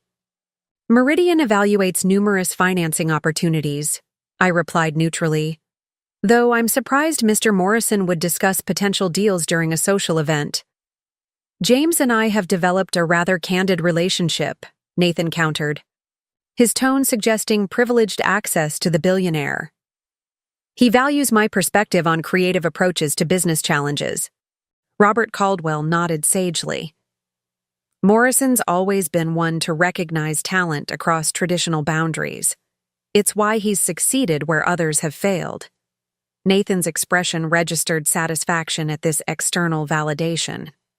Alexandra, perhaps we could schedule a proper meeting next week. There might be collaborative potential between Meridian's financing capabilities and Westbrook and Harrington's relationship with Morrison Development. The proposition was audacious, suggesting a business relationship as if our personal history were irrelevant, positioning himself as a valuable connection to Morrison rather than acknowledging that I had established my own direct contact. More significantly, he was implying to our audience that whatever had transpired between us was minor enough to be set aside for professional advantage. Patricia Alvarez watched this exchange with undisguised interest, clearly cataloging details for future industry gossip. The dynamics at play were too juicy to ignore. The recently divorced couple, the new partner, the financial implications, the power positioning. I considered my options carefully. A direct refusal would appear unprofessional, potentially reinforcing Nathan's implied narrative that I was allowing emotional considerations to override business sense. Accepting would legitimize his framing of our situation and potentially create complications I didn't need. The optimal response would maintain my professional standing while creating appropriate distance. My assistant manages my meeting schedule, I replied smoothly. Feel free to reach out through proper channels if you have a specific proposal that benefits Meridian's stakeholders. Though I should note that our compliance protocols regarding conflict of interest have become quite stringent recently. The measured response accomplished several objectives simultaneously: maintaining professional courtesy, establishing proper business boundaries, subtly reminding our audience that there were ethical considerations at play, and most importantly, denying Nathan the satisfaction of either an emotional reaction or an easy victory. Always the stickler for protocols, Nathan commented with a practiced smile that didn't reach his eyes. Some things never change. Consistency is underrated in both finance and character, I replied. Speaking of which, I should be consistent about not staying too late at industry events. Early board call tomorrow. The reference to board responsibilities served as both a legitimate reason for departure and a subtle reminder of my senior executive position, contextualizing our respective professional standings for anyone observing our interaction. Board meetings on Saturdays? Patricia asked, her tone suggesting she recognized this as a graceful exit strategy rather than literal truth. Global markets don't observe weekends, I responded with a professional smile, particularly when coordinating with Asian investors. Nathan recognized the maneuver for what it was, a strategic retreat on my terms rather than continued engagement on his. A flicker of frustration crossed his features before he reasserted his networking expression. Don't let us keep you from your corporate responsibilities, he said, his tone making it clear he was positioning my departure as prioritizing work over social connection, reinforcing the implicit narrative that our marriage had suffered from. My professional focus. I turned to Robert Caldwell and Patricia Alvarez. Lovely to reconnect with you both. Perhaps we'll cross paths at the Chamber of Commerce dinner next month? I'll be there, Patricia confirmed, her sharp gaze suggesting she found our interaction far more interesting than the typical industry networking event. Though I imagine the dynamics will be quite different once news of Morrison's investment in Westbrook and Harrington has circulated through the business community. Success creates its own narrative, Nathan interjected before I could respond. We're fortunate that James recognized our potential so quickly. Patricia's gaze shifted between us, clearly sensing the undercurrents beneath our polite exchange. Recognition comes in many forms, she observed.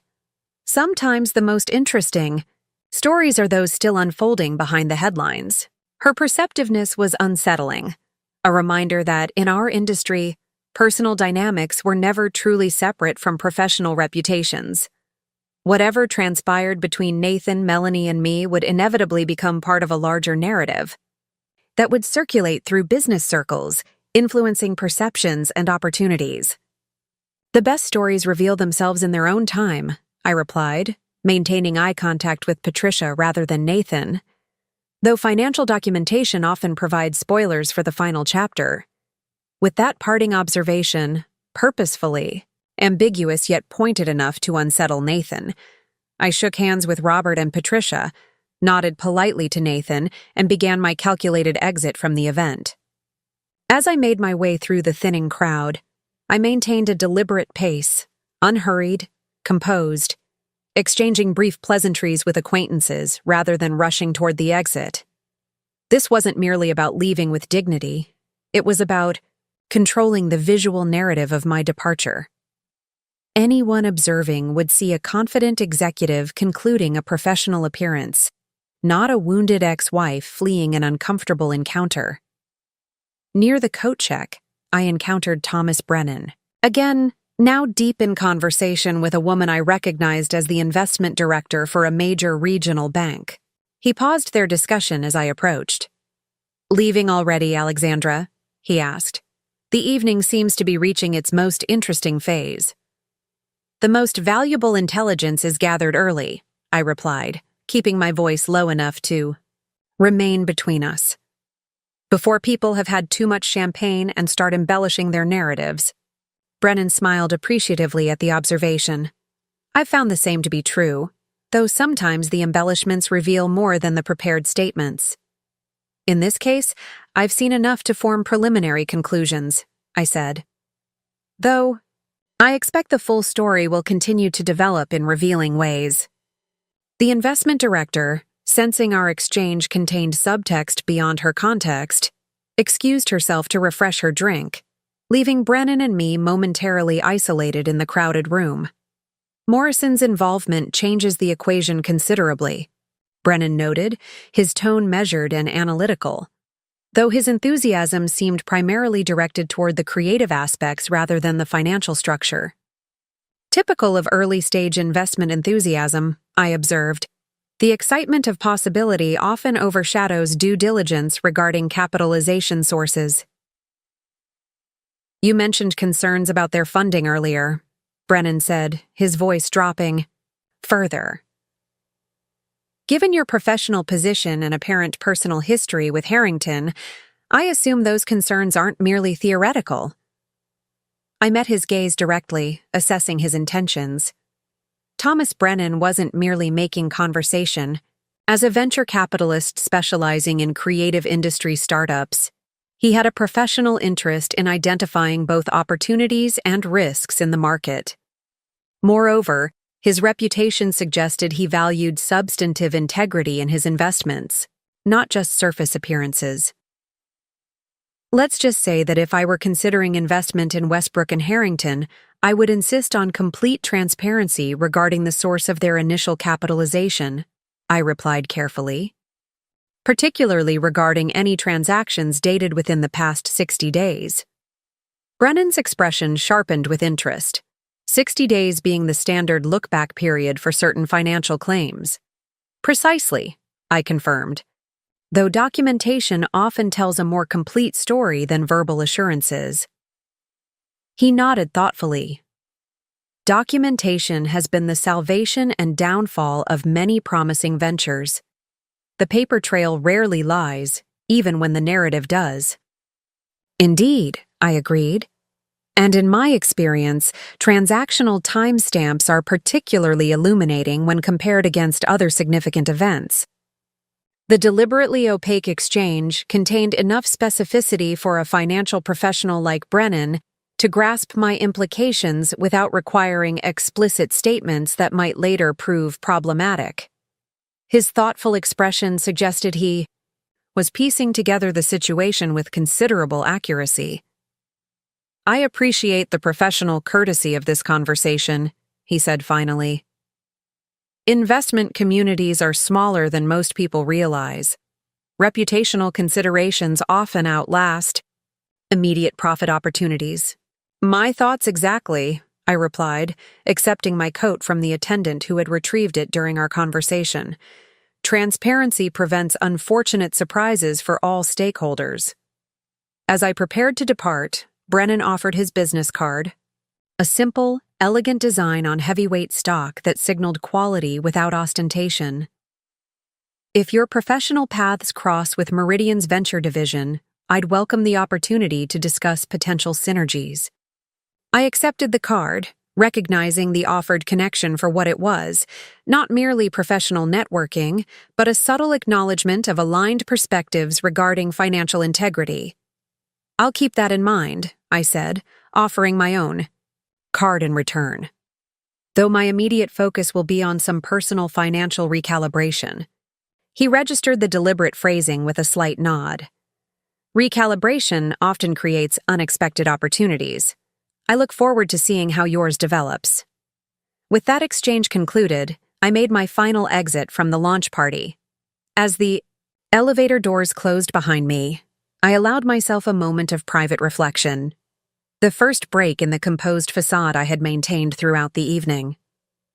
The intelligence gathered had been valuable, perhaps even more so than I had anticipated.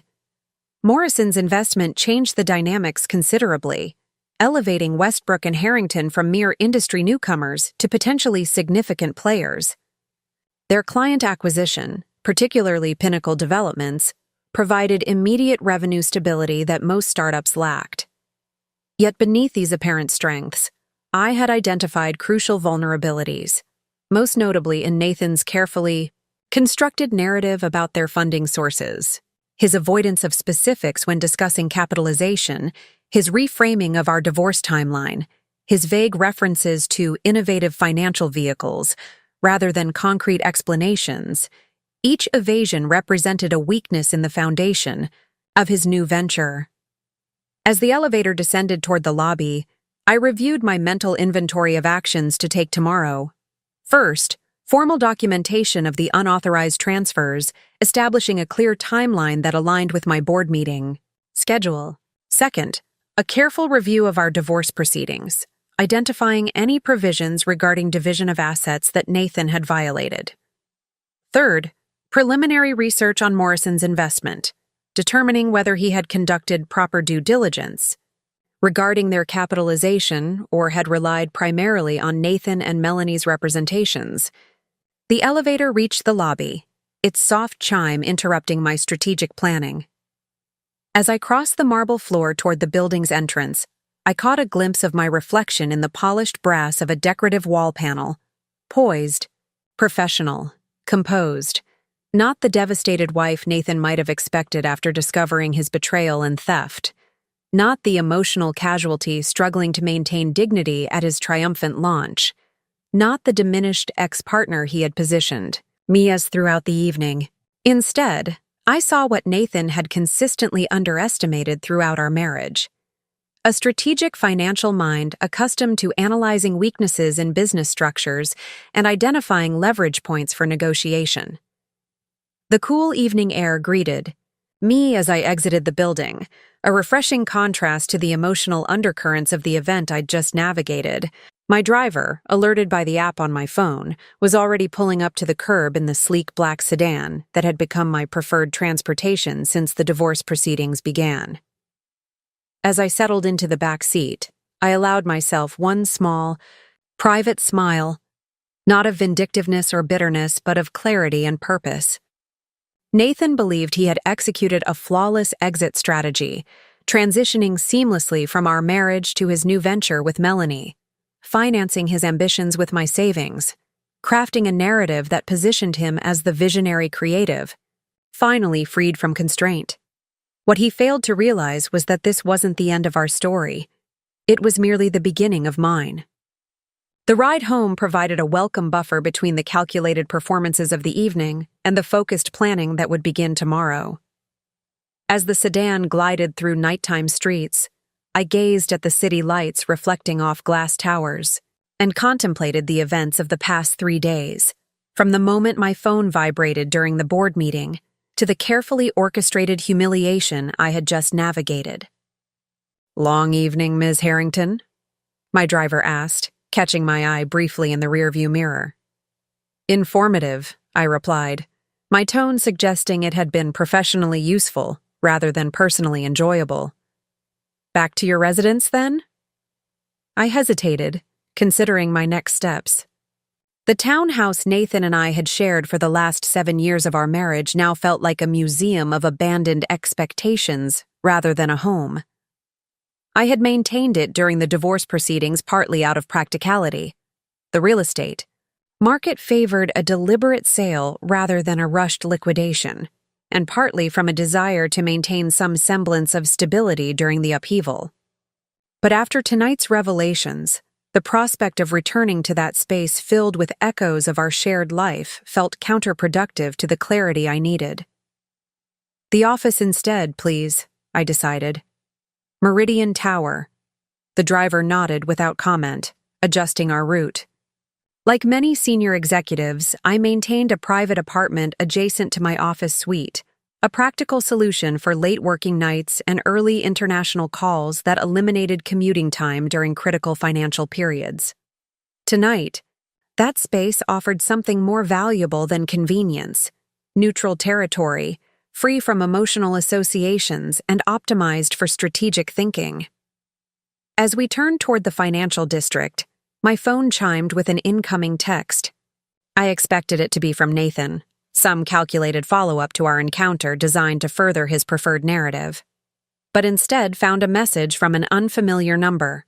"Tomorrow, 10 a.m., Riverside Park bench near the Japanese maple. Information. About WH creative funding structure you'll find interesting. Come alone." The cryptic message sent a ripple of intrigue through my analytical mind. Anonymous sources were typically unreliable in both financial and personal matters, yet the specific reference to Westbrook and Harrington's funding structure, the precise issue at the center of my concerns, suggested legitimacy. The chosen meeting location was public enough for safety but secluded enough for privacy, indicating someone with both caution and purpose. I considered possible senders: a disgruntled employee from Carson Media who knew of Nathan and Melanie's actions before their departure, someone from the banking side who had processed the transfers, a colleague of Nathan's who had witnessed something relevant to my situation. Whoever had sent it clearly knew enough about my circumstances to understand what information would interest me, yet preferred anonymity over direct identification. Most significantly, they had obtained my personal number, not publicly available and carefully guarded in my professional sphere. I typed a response, then paused to consider my wording. Engaging with anonymous sources carried risk, yet dismissing potentially valuable intelligence would be equally unwise. After careful consideration, I sent a deliberately ambiguous reply. "Information requires verification. What assurance of validity?" The response came almost immediately. Bank transfer timestamps compared against board meeting schedule. Authorization codes, documented communication between parties. My breath caught slightly. The level of specificity suggested not merely gossip or speculation, but access to actual financial documentation, precisely the evidence I would need to establish Nathan's actions as unauthorized appropriation rather than the equitable settlement he had described to others. Of course, the specificity could also indicate a carefully constructed trap, perhaps Nathan attempting to determine my intentions or gather information about my planned response to his actions. The timing seemed suspiciously convenient, coming immediately after our encounter at the launch party. I weighed my options as the car navigated the increasingly empty streets. Approaching an anonymous meeting without precautions would be foolish, yet dismissing a potential source of crucial, Documentation could prove equally costly. The optimal approach would involve both verification and protection. Verification first. Send sample documentation to establish credibility. A longer pause followed this request, suggesting either hesitation or the gathering of materials. The sedan turned onto the broad avenue leading to Meridian Tower, its distinctive illuminated spire visible against the night sky, as my phone chimed again. Rather than text, the message contained an image, a partial screenshot of a bank transfer. Confirmation. Though deliberately cropped to reveal only limited information, I could clearly identify the transfer amount, $267,194.32. The precise figure that had been withdrawn from our joint account during my board meeting. More significantly, the timestamp was visible, 2:42 p.m. on Tuesday, exactly when I had been presenting quarterly projections to the board. The partial account number matched our joint savings, and while the recipient information was mostly redacted, the first letter M was visible. M for Melanie. This was not publicly available information. The precise timing, the exact amount, the account details, these were known only to me, to Nathan, to Melanie, and to whoever had processed or had access to the transaction records. The implications were significant. Someone with inside knowledge of the financial manipulation was reaching out, potentially providing the documentation I would need to establish Nathan's actions as unauthorized.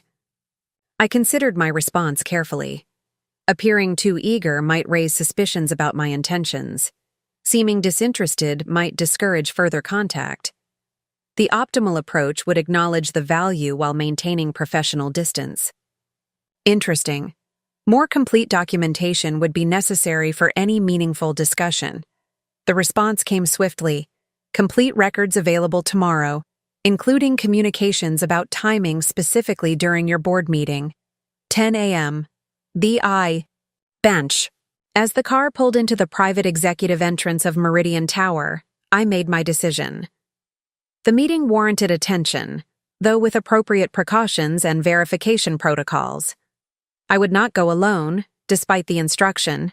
Financial expertise had taught me that unilateral action based on partial information rarely yielded optimal results. Will consider? No commitments. My deliberately non-committal response would preserve flexibility while neither confirming nor denying my intentions. As I stepped from the car into the secure entrance vestibule, I nodded my thanks to the driver and slipped my phone into my coat pocket, mind already shifting to next steps. The executive elevator required both keycard and biometric confirmation, standard security for the financial headquarters that managed billions in global transactions. As I ascended to the executive floor, I reflected on the events reshaping my personal and professional landscape with remarkable speed. 3 days ago, I had been CFO of Meridian Global and wife of Nathan Harrington, balancing the demands of corporate leadership with the increasingly distant marriage to a creative professional whose career I had supported for 12 years. Now, I stood in a transformed reality, still CFO but no longer wife, financially diminished but strategically mobilizing, watching from the periphery as Nathan and Melanie launched their venture with resources they had taken without consent during my professional obligations. The elevator doors opened to the hushed elegance of the executive floor, all muted lighting, subtle art installations, and the understated luxury that conveyed financial stability without ostentation. The security guard at the central desk nodded, respectfully as I passed, accustomed to executives keeping irregular hours during critical financial periods. "Evening, Ms. Harrington? Working late again?" "Just picking up some materials, Howard," I replied. "Though I may be in early tomorrow as well."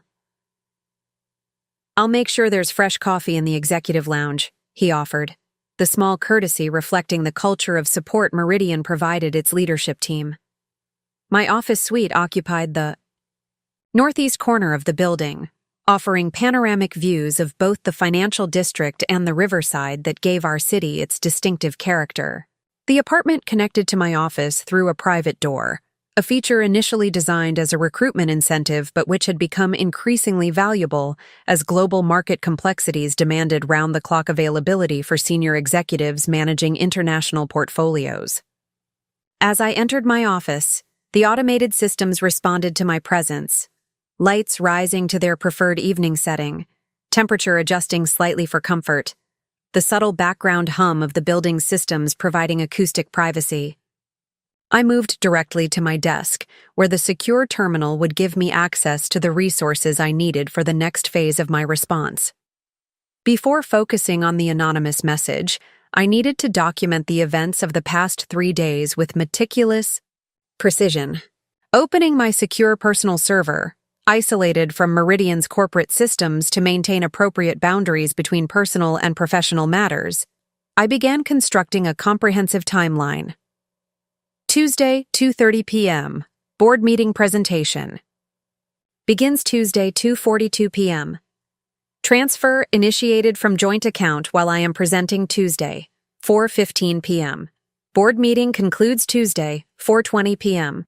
I discover multiple bank notifications Tuesday, 4:25 p.m. Call to bank confirms transfers totaling $267,894. 32 to Melanie Westbrook. Tuesday, 4:45 p.m. Text from Nathan about celebrating new venture Tuesday, 5:10 p.m. Discovery of business announcement about Westbrook and Harrington creative launch. The chronology continued through today's events, including specific observations from the launch party, Morrison's investment announcement, statements Nathan had made about the divorce timeline, claims regarding their innovative funding approach, and key interactions with industry figures like Thomas Brennan and Patricia Alvarez. I supplemented the timeline with financial details I had gathered throughout the evening: approximate costs for the Metropolitan venue rental, estimated catering expenses, custom furniture and display technology investments, marketing materials production, and staffing requirements. A conservative estimate placed their launch expenses alone at nearly $85,000. Substantial for a new creative agency, particularly when combined with their announced office lease in the Tower District and hiring plans. By documenting these details, immediately, I was creating a contemporaneous record that would carry greater weight than retrospective accounts should legal proceedings become necessary. The financial professional in me recognized the value of meticulous documentation, not merely for potential litigation, but for my own strategic planning. As I completed the initial chronology, my phone chimed with another message from the anonymous number. One more thing you should know before tomorrow. Nathan adjusted transfer timing specifically to align with your board presentation. Not coincidence. Deliberate choice to ensure you couldn't intervene immediately. Have documentation of this planning. The new information sent a chill through me despite the controlled temperature of my office. The implication shifted Nathan's actions from opportunistic exploitation to calculated sabotage, timing the transfers precisely when my professional obligations would prevent immediate response, deliberately undermining both my financial security and potential reaction capacity simultaneously. This wasn't merely taking advantage of a joint account. This was strategic financial manipulation explicitly designed to maximize damage while minimizing my ability to intervene. Rather than responding immediately, I set the phone aside and turned my attention to the secure financial terminal. If I was meeting a potential informant tomorrow, regardless of their legitimacy, I needed to enter that interaction with complete command of available facts. First, I accessed the complete transaction history for our joint accounts, downloading the records for the past 6 months to establish patterns and deviations. The analysis confirmed what I already knew: regular deposits from both our incomes, consistent withdrawals for household expenses and investments, occasional larger transactions for planned purposes like property taxes or insurance premiums, all following expected patterns until Tuesday's anomalous transfers. Next, I reviewed our investment holdings, brokerage accounts, retirement funds, and property assets. Most remained intact, likely because they required more complex authorization protocols than the simple joint savings account Nathan had targeted. Our primary investment portfolio required dual authentication for significant withdrawals, a security measure I had insisted upon when we consolidated our long-term financial planning. While examining these accounts, I discovered something puzzling. A series of smaller withdrawals from Nathan's personal checking account over the previous 3 months, typically $9,500 each, just below the $10,000 threshold that would trigger automatic reporting requirements in the banking system. These transactions had begun shortly after Melanie joined Carson Media as marketing director, suggesting their relationship, and potentially their business planning, had been developing. Well before Nathan's departure announcement, the pattern suggested deliberate financial preparation, establishing resources outside our joint holdings, carefully structured to avoid detection or reporting. This wasn't impulsive action, but calculated extraction. The discovery reinforced my growing certainty. The anonymous message likely came from someone with legitimate access to financial documentation, someone who had observed patterns I was only now discovering. As I continued my analysis, an incoming email notification appeared on my screen. From James Morrison, sent just 20 minutes ago, well after midnight. Subject: Interesting meeting you at Westbrook and Harrington launch, Ms. Harrington, our brief. Conversation this evening left me with several questions regarding creative industry investment structures. While my team has performed standard due diligence on our investment in Westbrook and Harrington Creative, your comments suggested potential considerations we may not have fully explored. If you're amenable, I'd appreciate a more detailed discussion. Perhaps lunch next week? My assistant can coordinate with yours for timing. Particularly interested in your perspective on capitalization verification for creative startups and appropriate documentation standards for initial funding sources. Regards, James Morrison. Morrison Development. The email represented a significant development, Morrison himself expressing concerns about Westbrook and Harrington's financial foundation, reaching out directly rather than through intermediaries. My carefully phrased comments at the launch party had evidently registered more deeply than I'd anticipated, prompting the billionaire investor to seek verification outside Nathan and Melanie's carefully constructed narrative. I saved the email, without responding immediately, adding it to my documentation timeline. Morrison's interest created another potential pressure point, one that might prove valuable in the coming confrontation with Nathan. As I continued gathering information, a notification appeared from my building's security system. Someone had requested access to the executive floor at nearly 1 a.m. The security protocol routed the request to my phone, displaying the visitor's identification. Thomas Brennan. The venture capitalist's appearance at this hour was unexpected, to say the least. I activated the communication system. Mr. Brennan, this is a surprising time for a visit. His voice came through clearly, professional despite the unusual hour. Ms. Harrington, I apologize for the timing. After our conversation this evening, I conducted some preliminary research that revealed information I believe warrants immediate attention. Given the sensitivity of the matter, I preferred direct communication rather than electronic channels. His caution made sense from a security perspective, though the urgency suggested information of significant relevance to my situation.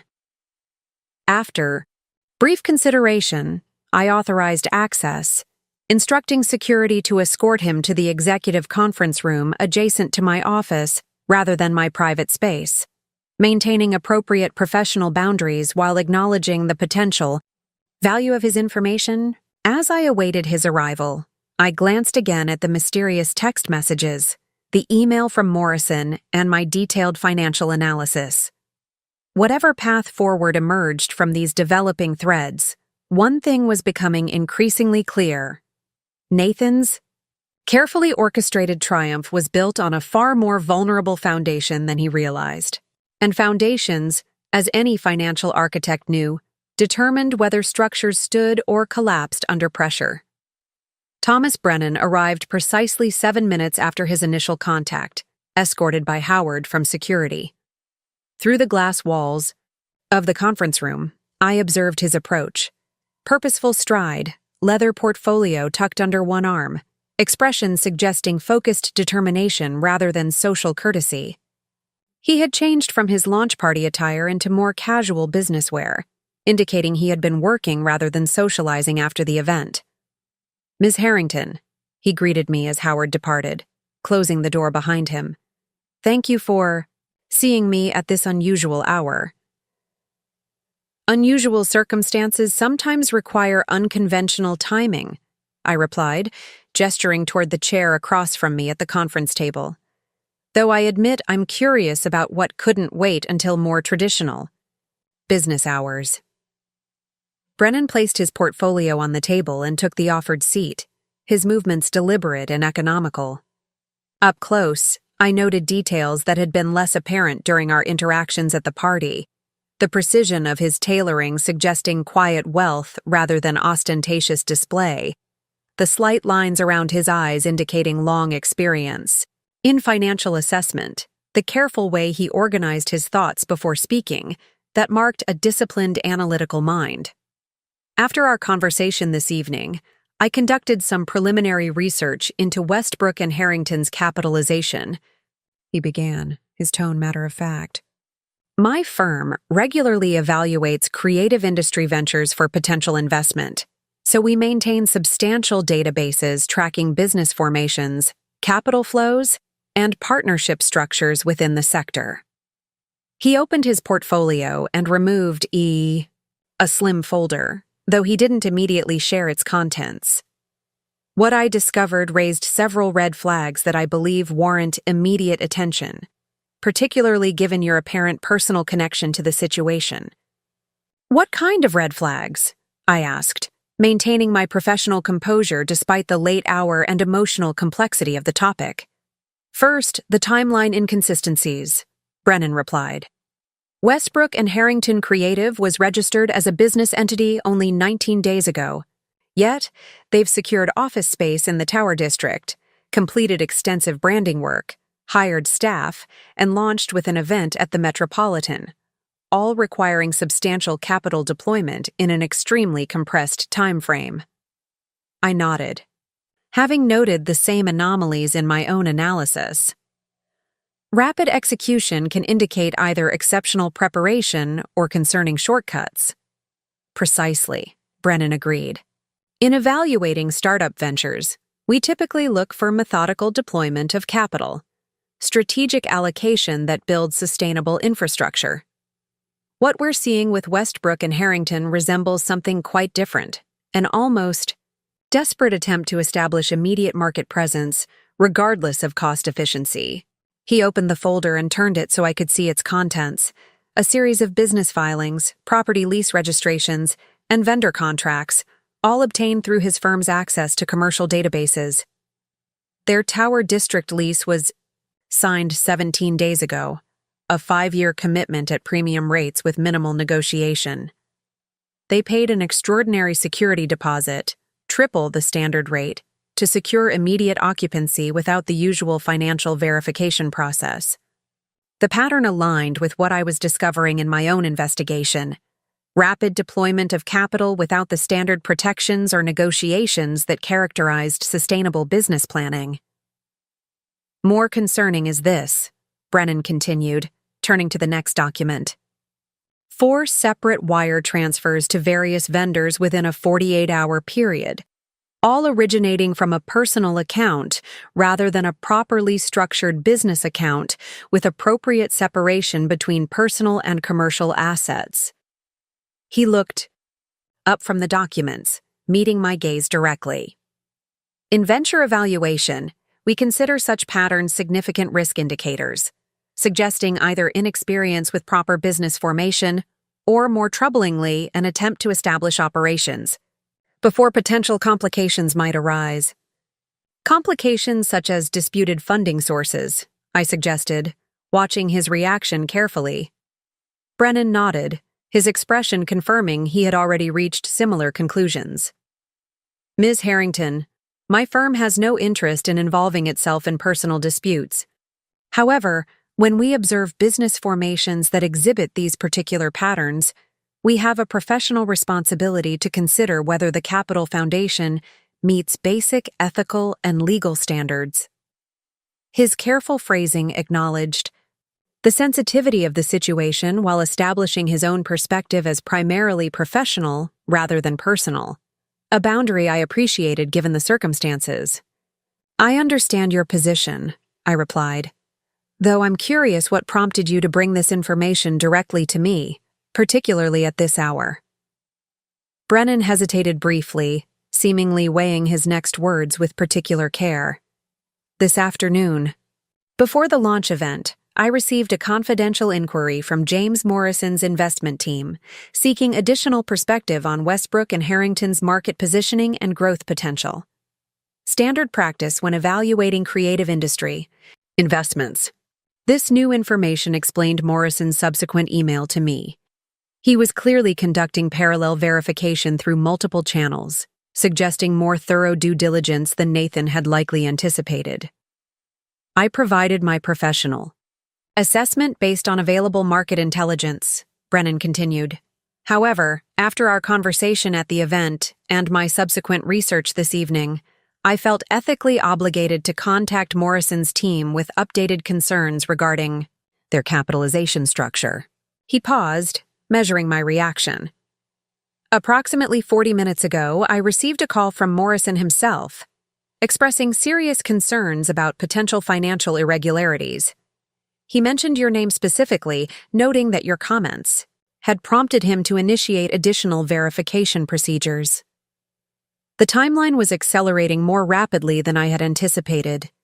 Morrison's direct involvement, reaching out to both Brennan and me independently on the same evening, suggested the foundation of Nathan and Melanie's carefully orchestrated triumph was already beginning to fracture.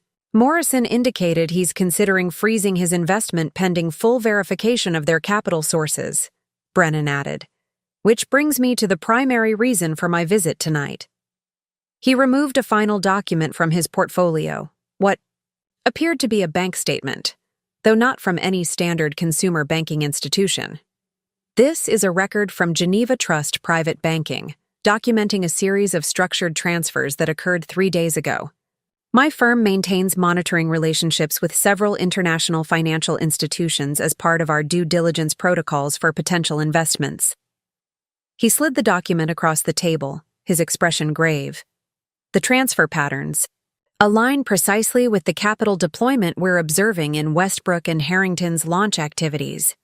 I examined the document carefully, immediately recognizing the significance of what I was seeing.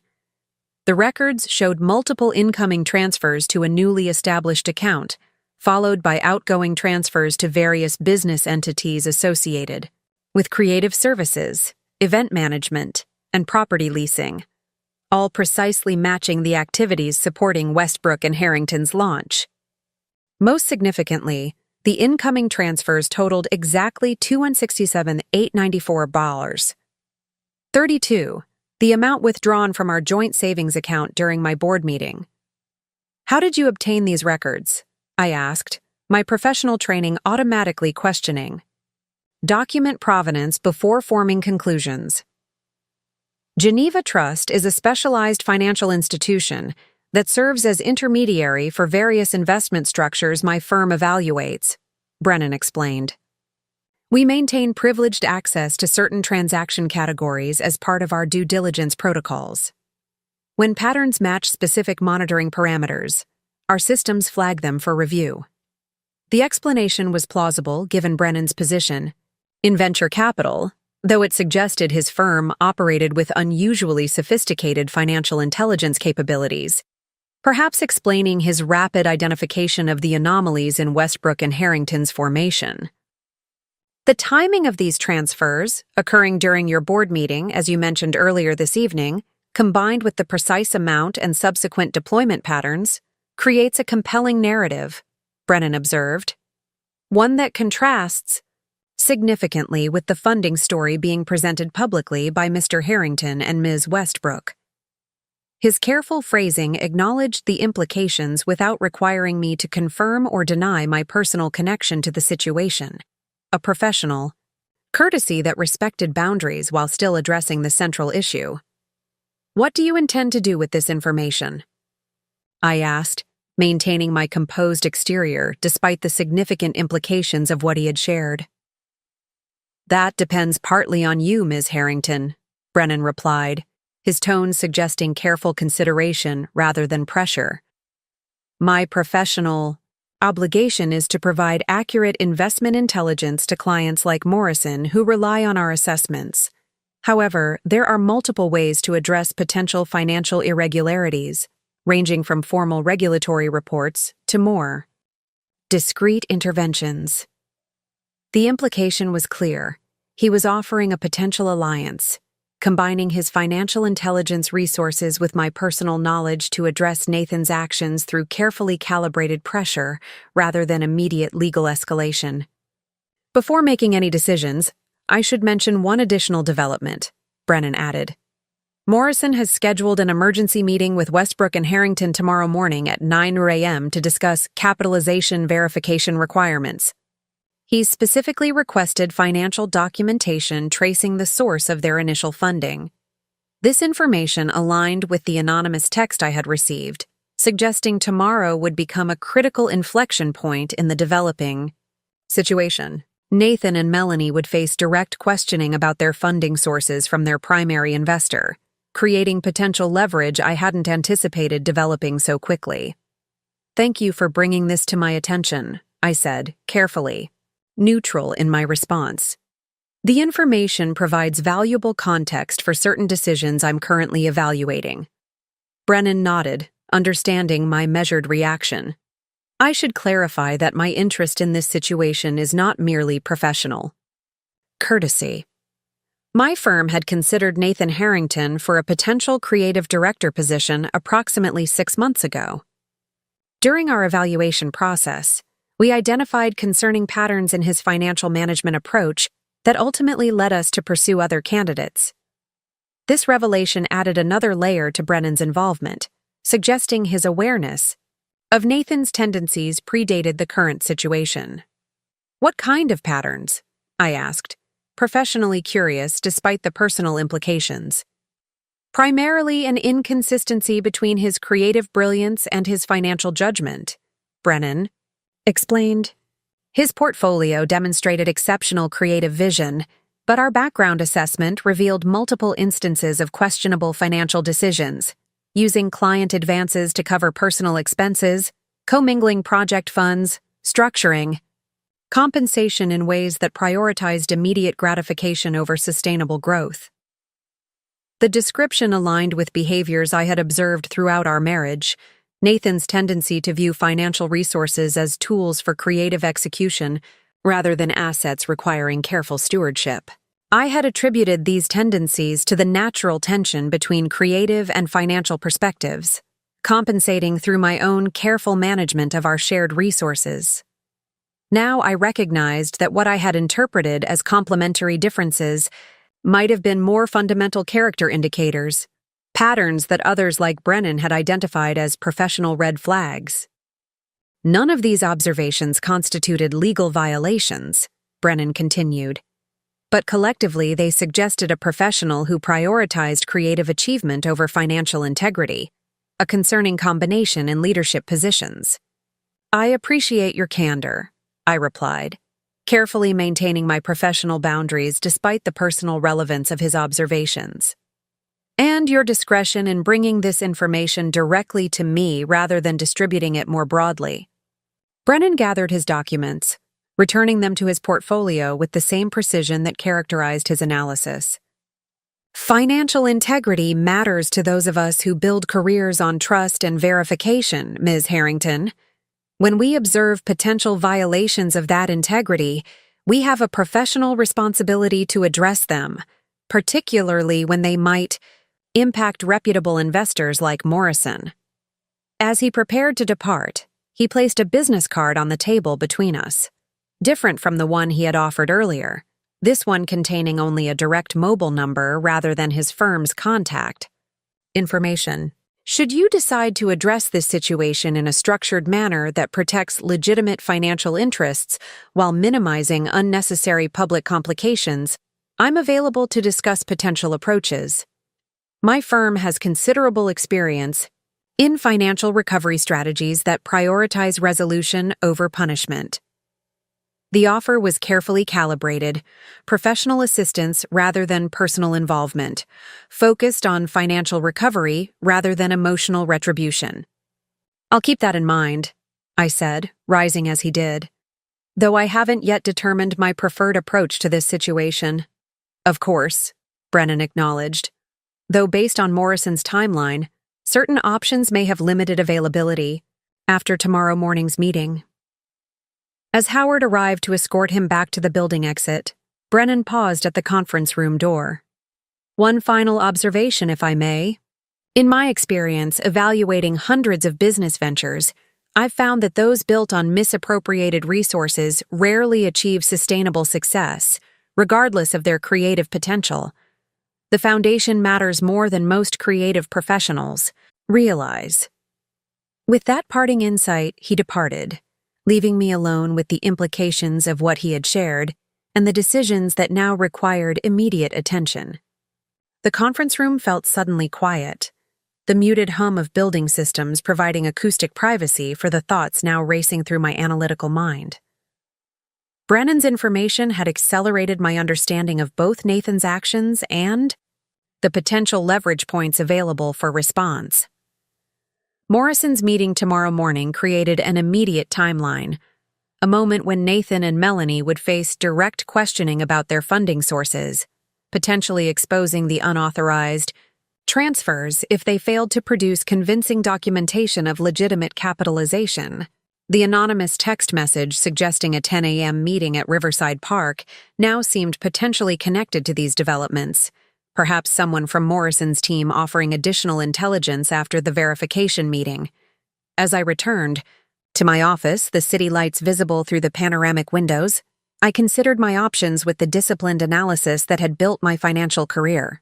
The situation had evolved from personal betrayal to potential financial fraud, with implications for multiple stakeholders: Morrison's investment, Pinnacle's client relationship, the employees Nathan and Melanie had already hired based on their apparent financial stability. The path forward would require careful calibration, addressing the unauthorized transfers while maintaining my professional reputation and minimizing collateral damage to innocent parties. Nathan had created this situation through his actions during my board meeting, but the resolution would be shaped by my decisions in the hours ahead. I turned back to my secure terminal, the chronology I had been building now supplemented by Brennan's additional intelligence. Whatever approach I selected, it would be based on complete information and strategic consideration rather than emotional reaction, exactly the disciplined analysis that Nathan had consistently underestimated throughout our marriage. As the first hints of dawn began to lighten the eastern sky beyond the city's skyline, I finalized my strategic approach for the coming day. Not a plan for revenge, but a carefully structured response that would address the unauthorized transfers while preserving my professional standing and financial security. Nathan believed he had executed a flawless transition from our marriage to his new venture with Melanie. Tomorrow would reveal how profoundly he had miscalculated both the consequences of his actions and my capacity to respond effectively. Dawn broke over the city with the muted golden light of early autumn, filtering through the floor-to-ceiling windows of my office and transforming the polished surfaces from their nighttime shadows into planes of warm illumination. I had remained at Meridian Tower through the night, alternating between strategic planning and brief periods of rest on the sofa in my executive apartment, a practical approach that kept me focused on the tasks at hand rather than returning to the empty townhouse filled with reminders of Nathan's betrayal. The quiet hours had been productive. I had compiled comprehensive documentation of the unauthorized transfers, constructed a detailed timeline of Nathan and Melanie's business formation activities, and prepared 2 distinct response strategies depending on how events unfolded at Morrison's verification meeting. Now, with several hours remaining before any direct action would be required, I allowed myself a moment of reflection on the path that had led to this inflection point. I moved to the eastern windows, watching the sun rise over the financial district where I had built my career while simultaneously supporting Nathan's creative ambitions. 12 years of partnership, professional, financial, emotional, dissolved by calculated betrayal during my board presentation. The symmetry was painful, yet illuminating. While I had been demonstrating my financial stewardship to Meridian's leadership, Nathan had been systematically dismantling our shared financial foundation. My executive assistant, Diana, arrived precisely at 6:30 a.m., unsurprised to find me already working. Over 8 years of supporting my role at Meridian, she had become accustomed to my intensive work patterns during critical financial periods. "Good morning," she greeted me, setting a fresh cup of coffee on my desk, prepared exactly as I preferred without requiring instruction. "I see we're operating in crisis mode. What do you need?" Diana's directness was one of her most valuable qualities. She didn't waste time with unnecessary pleasantries when the situation clearly required focused action. "Two pressing matters," I replied, appreciating her efficiency. "First, James Morrison has requested a lunch meeting next week to discuss creative industry investment strategies. Please coordinate with his office for timing, but ensure it doesn't conflict with the Asian markets call on Wednesday." She nodded, making a note in her tablet. "And the second matter?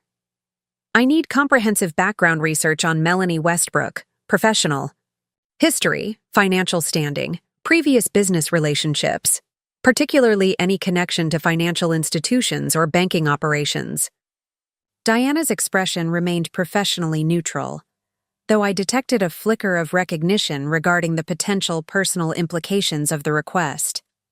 To her credit, she maintained our established boundary between professional support and personal involvement. "Timeline for the research?" she asked simply. "As soon as possible. Prioritize professional affiliations and financial connections over personal background. I'll have preliminary information within 2 hours," she confirmed. "Anything else for immediate attention?" I considered the developing situation carefully. "Yes. Please contact our outside counsel at Hargrove and Mitchell. I'll need a brief consultation regarding financial recovery options for unauthorized transfers from joint accounts, preferable before 9 a.m. if possible." Diana nodded, making another note. "I'll make the arrangements immediately. Should I hold all routine matters until further notice?" "Yes, except for the quarterly compliance certification. That deadline remains non-negotiable regardless of other developments." With that direction provided, Diana withdrew to her adjacent office, already initiating the requested actions with her characteristic efficiency. Her capacity to execute complex tasks without requiring extensive explanation represented exactly the kind of professional support that had enabled my advancement at Meridian. Competent, discreet, and focused on results rather than process. As Diana managed these immediate tasks, I returned to my reflection on the situation's evolution. Nathan had consistently underestimated my financial capabilities throughout our marriage, viewing my professional expertise as somehow separate from our personal financial management, a compartmentalization that had ultimately enabled his miscalculation regarding the consequences of his actions. My phone signaled an incoming text from the same anonymous number that had contacted me last night. "Morrison meeting with WH Creative, moved to 8:30. Be at Riverside Park by 9:15 for immediate update. Critical documentation available." The accelerated timeline suggested increasing pressure on Nathan and Melanie's narrative. Morrison moving more aggressively than anticipated to verify their financial foundations. I still hadn't determined whether to attend the anonymous meeting, but the developing situation warranted continued monitoring of all potential intelligence sources. At 7:15 a.m., Diana returned with confirmation that Hargrove and Mitchell's senior partner specialized in financial recovery would be available for a secure video consultation at 8 a.m. She also provided the first elements of Melanie Westbrook's professional background, a comprehensive CV that revealed an interesting pattern in her career progression. She's moved through 5 agencies in 7 years, Diana noted, highlighting relevant sections. Each transition coincided with major client acquisitions at her new agency. The industry pattern suggests she may leverage existing client relationships during her transitions. The information created a more nuanced understanding of Melanie's professional approach, suggesting someone who strategically positioned herself at the intersection of valuable client relationships and agency transitions. Not necessarily unethical, but certainly calculated in her career management. Most interesting is this, Diana continued, pointing to a 6-month gap in Melanie's employment history approximately 3 years ago. During this period, she was listed as a financial systems consultant for Bradford Financial Services, a regional bank that was subsequently acquired by First Capital.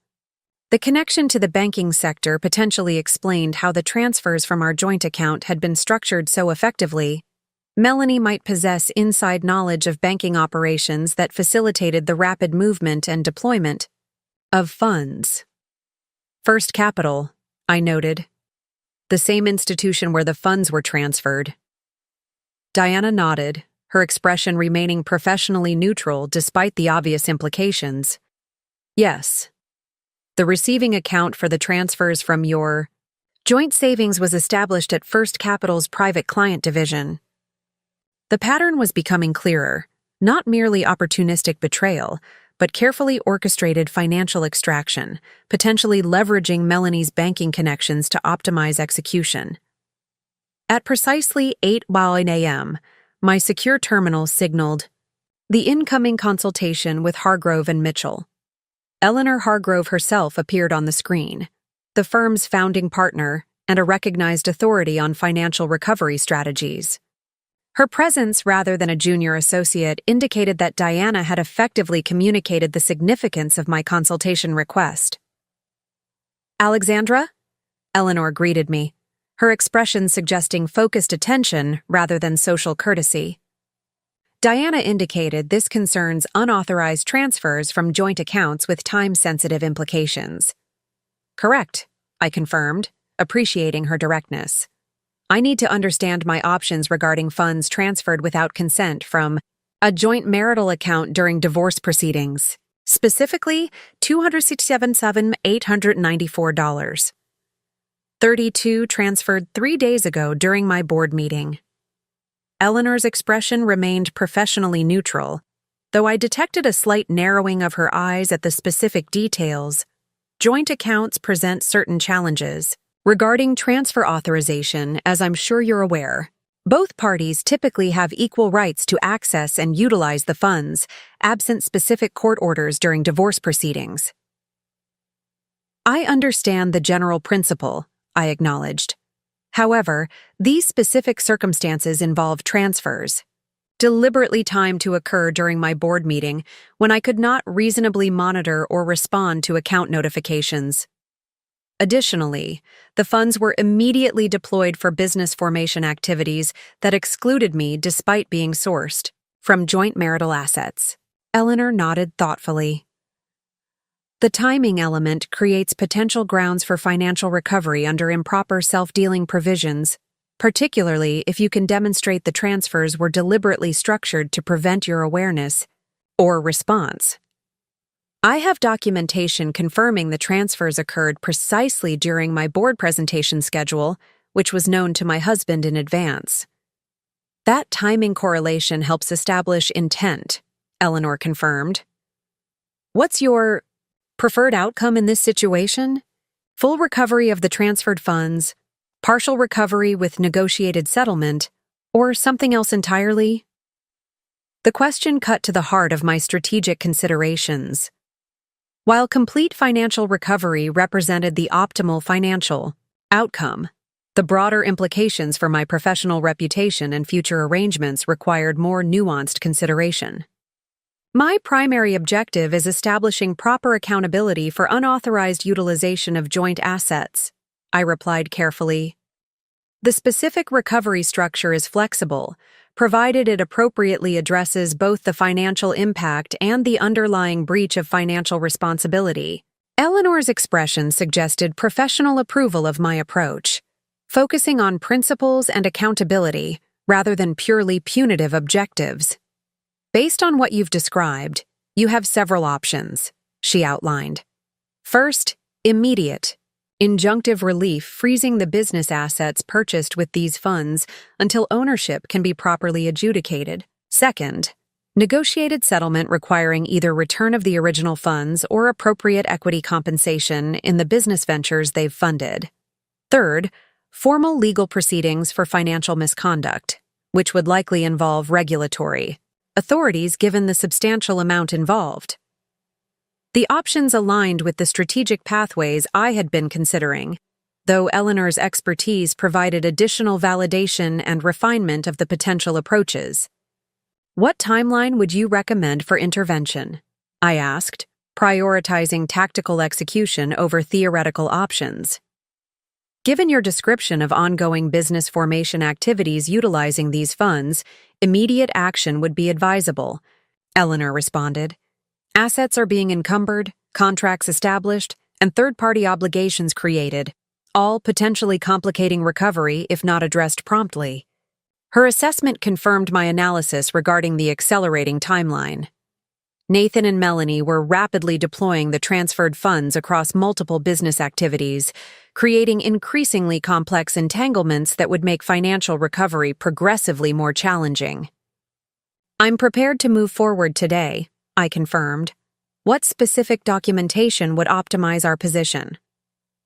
Eleanor outlined precise requirements, transaction records, communication evidence regarding timing, documentation of knowledge regarding my board meeting schedule, and verification of fund deployment for business activities that excluded my participation despite utilizing marital assets.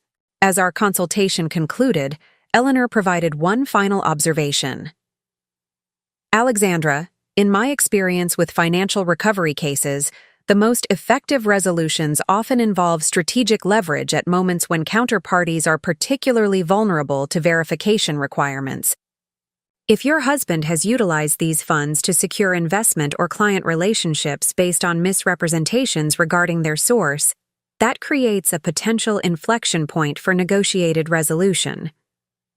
Her insight aligned perfectly with the developing situation involving Morrison's verification meeting scheduled for 8:30 a.m., creating exactly the leverage point she had described.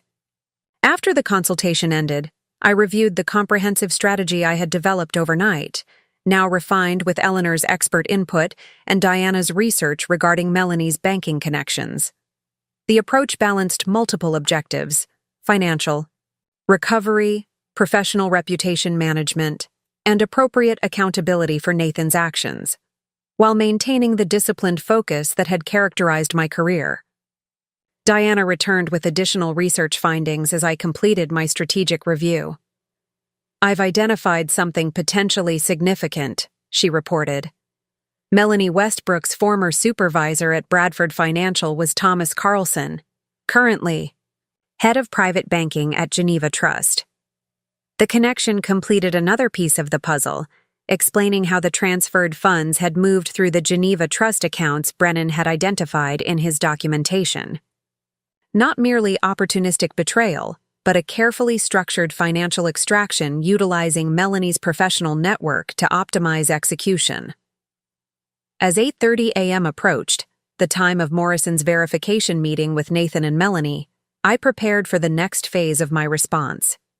Whether I decided to meet the anonymous source at Riverside Park or pursue other intervention approaches, the coming hours would determine how this situation evolved from betrayal to accountability.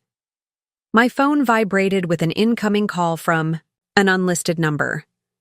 Answering, I heard the carefully measured voice of James Morrison himself. Ms. Harrington, my apologies for the early call. I believe we have a mutual interest in discussing certain financial arrangements before my meeting with Westbrook and Harrington Creative this morning. The direct contact from Morrison, bypassing assistance and scheduling protocols, indicated The situation was accelerating even more rapidly than I had anticipated. "I'm available immediately," I confirmed, recognizing the strategic value of this unexpected development. "Excellent," Morrison replied. "My car is currently approaching. Meridian Tower. Could you join me for a brief conversation before my verification meeting with Mr. Harrington and Ms. Westbrook?" The invitation created an unexpected opportunity to shape Morrison's understanding before his direct engagement with Nathan and Melanie, potentially the most effective leverage point yet in addressing the unauthorized transfers. "I'll meet you in the executive lobby in 5 minutes," I confirmed. As I gathered the essential documentation for this impromptu meeting, I reflected on how dramatically circumstances had evolved in just 3 days. From discovering the unauthorized transfers during my board meeting to now potentially influencing a billionaire investor's approach to verification requirements. Nathan had calculated that I would be too professionally constrained, too emotionally devastated, or too concerned with appearances to respond effectively to his actions. He had fundamentally misjudged both my capabilities and my determination, a miscalculation that was about to have significant consequences for his carefully orchestrated transition. The path forward remained complex, requiring careful calibration of response rather than emotional reaction.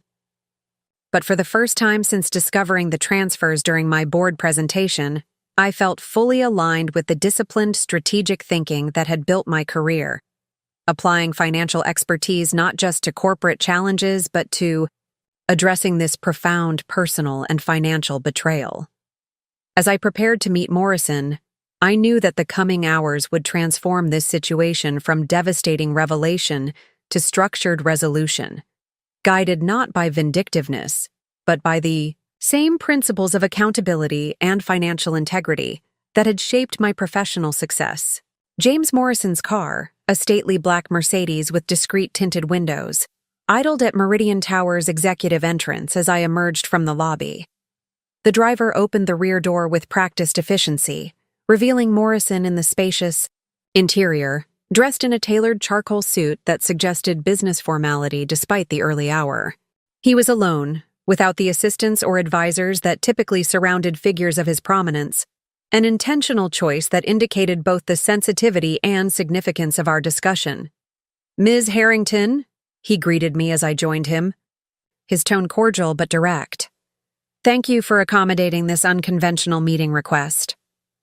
"Circumstances occasionally require flexible approaches," I replied, settling into the supple leather seat opposite him as the driver closed the door, sealing us in the privacy of the vehicle's cabin. Morrison gestured to the driver through the partition, and the car pulled smoothly away from the curb, merging into the early morning traffic without any specific destination, simply providing a secure, mobile environment for our conversation. "I'll be direct," Morrison began, his expression reflecting the serious purpose behind this meeting. "Last night's launch event for Westbrook and Harrington Creative raised several questions regarding their capitalization structure, questions that became considerably more pointed following my conversations with both you and Thomas Brennan." He paused, studying my reaction with the careful assessment of someone accustomed to evaluating both financial propositions and the people behind them. "This morning, I received documentation suggesting potential irregularities in the funding source for their agency launch. Before my verification meeting with Mr. Harrington and Ms. Westbrook, I wanted to understand your perspective on the situation." The deliberate ambiguity of his reference to documentation suggested Morrison was testing my reaction rather than immediately revealing his specific information. As CFO of Meridian Global, I had navigated countless negotiations where information asymmetry created strategic advantages. This conversation would require the same careful calibration, providing sufficient clarity to advance my interests without overcommitting to specific narratives. "What specific aspects of their capitalization structure are you concerned about?" I asked, maintaining professional neutrality while redirecting the conversation toward his priorities rather than immediately disclosing my own. Morrison nodded slightly, perhaps appreciating the disciplined approach.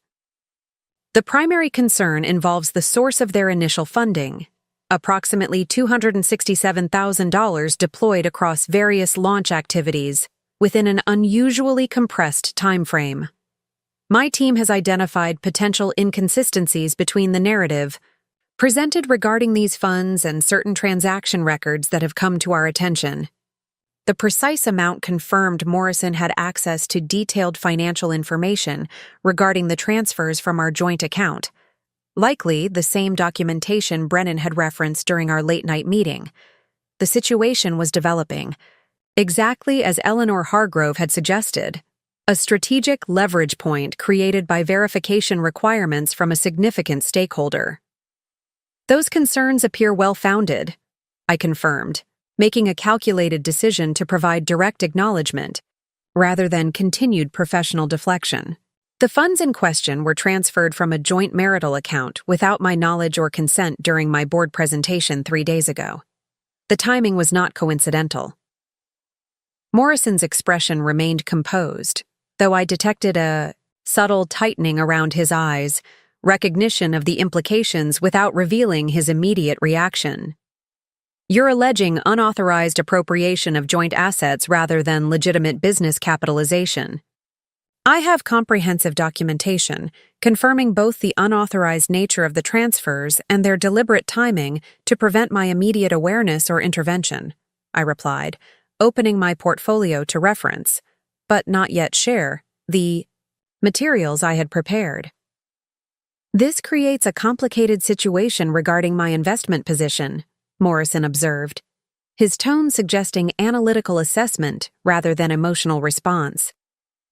Beyond the personal implications between you and Mr. Harrington, there are substantive concerns regarding proper disclosure during investment negotiations. The observation aligned perfectly with my strategic objectives, shifting the focus from personal grievance to professional standards and investment integrity. Morrison's primary concern would naturally center on his potential financial and reputational exposure, rather than the personal dimensions of Nathan's betrayal.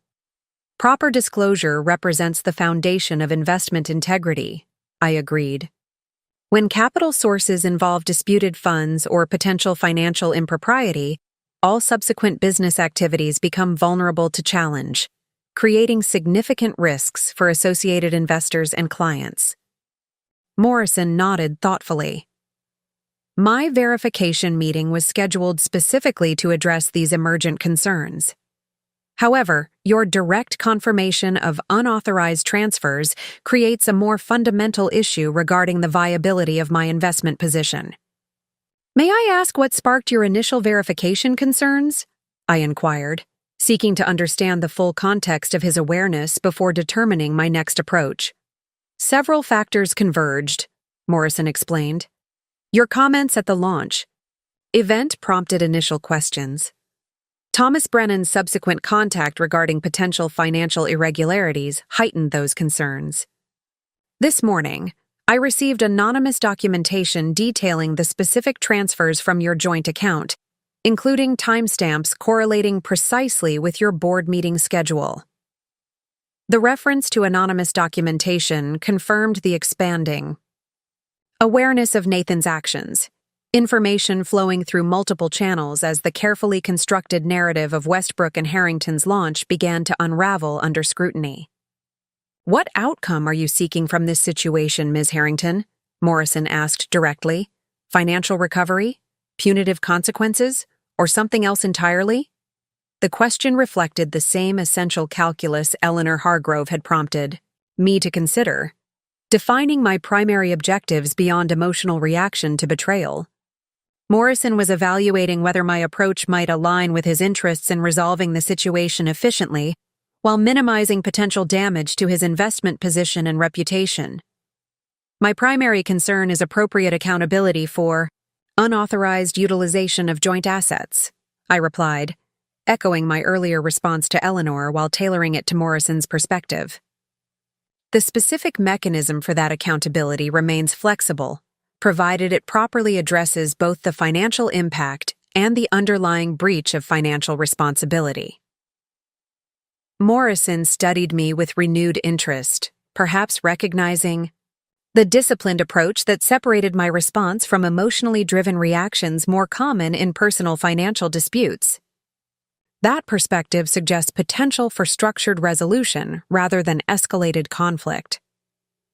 Structured approaches generally yield superior outcomes when multiple stakeholders are involved, I agreed. Your investment position, Pinnacle Developments, client relationship, and the employees hired by Westbrook and Harrington all represent legitimate interests separate from the unauthorized transfers themselves. My acknowledgement of these broader implications appeared to resonate with Morrison's pragmatic business perspective. What specific resolution would you consider appropriate under these circumstances? The question created an opening for the strategic approach I had been developing overnight, a calibrated response that would address the unauthorized transfers while maintaining my professional standing and financial security. A comprehensive resolution would require 3 core elements, I outlined. First, proper financial accounting and recovery regarding the unauthorized transfers. Second, appropriate disclosure to affected parties regarding the actual funding circumstances. Third, structured arrangements that allow legitimate business activities to continue without being compromised by the foundational financial impropriety. Morrison nodded, his expression suggesting professional respect for the balanced approach. Those parameters align with standard investment recovery protocols in situations involving disputed capital sources. The challenge lies in implementation, given the public launch and established client relationships. Implementation challenges often determine whether resolution becomes constructive or merely punitive, I observed. My interest lies in addressing the financial breach rather than unnecessarily disrupting legitimate business activities. This framing positioned my approach as principled yet practical, focused on accountability without vindictiveness. For someone like Morrison, whose business empire had been built on pragmatic resolution of complex situations, this perspective would likely resonate more effectively than emotional demands for justice. I appreciate your measured approach, Morrison said after a moment of consideration. Many individuals would adopt more adversarial positions when facing similar circumstances. Adversarial approaches rarely optimize outcomes when multiple stakeholders are involved, I replied. Financial resolution requires precision rather than emotion. The car had been circling the financial district during our conversation, providing both privacy and movement without specific destination. Now Morrison glanced at his watch, a subtle gesture indicating transition to next steps rather than conclusion. My verification meeting with Harrington and Westbrook begins in 20 minutes, he noted. Based on our conversation, I believe we have aligned interests regarding appropriate disclosure and accountability, though potentially different perspectives on implementation. Aligned interests often permit flexible implementation approaches, I agreed, recognizing the potential for collaborative resolution rather than competing objectives. Morrison considered this for a moment, then made a decision. Would you be willing to join the verification meeting? Your direct participation would create immediate accountability while potentially facilitating more efficient resolution than prolonged disputes through intermediaries. The invitation represented an unexpected acceleration of the timeline, creating immediate confrontation rather than the more gradual pressure I had been preparing.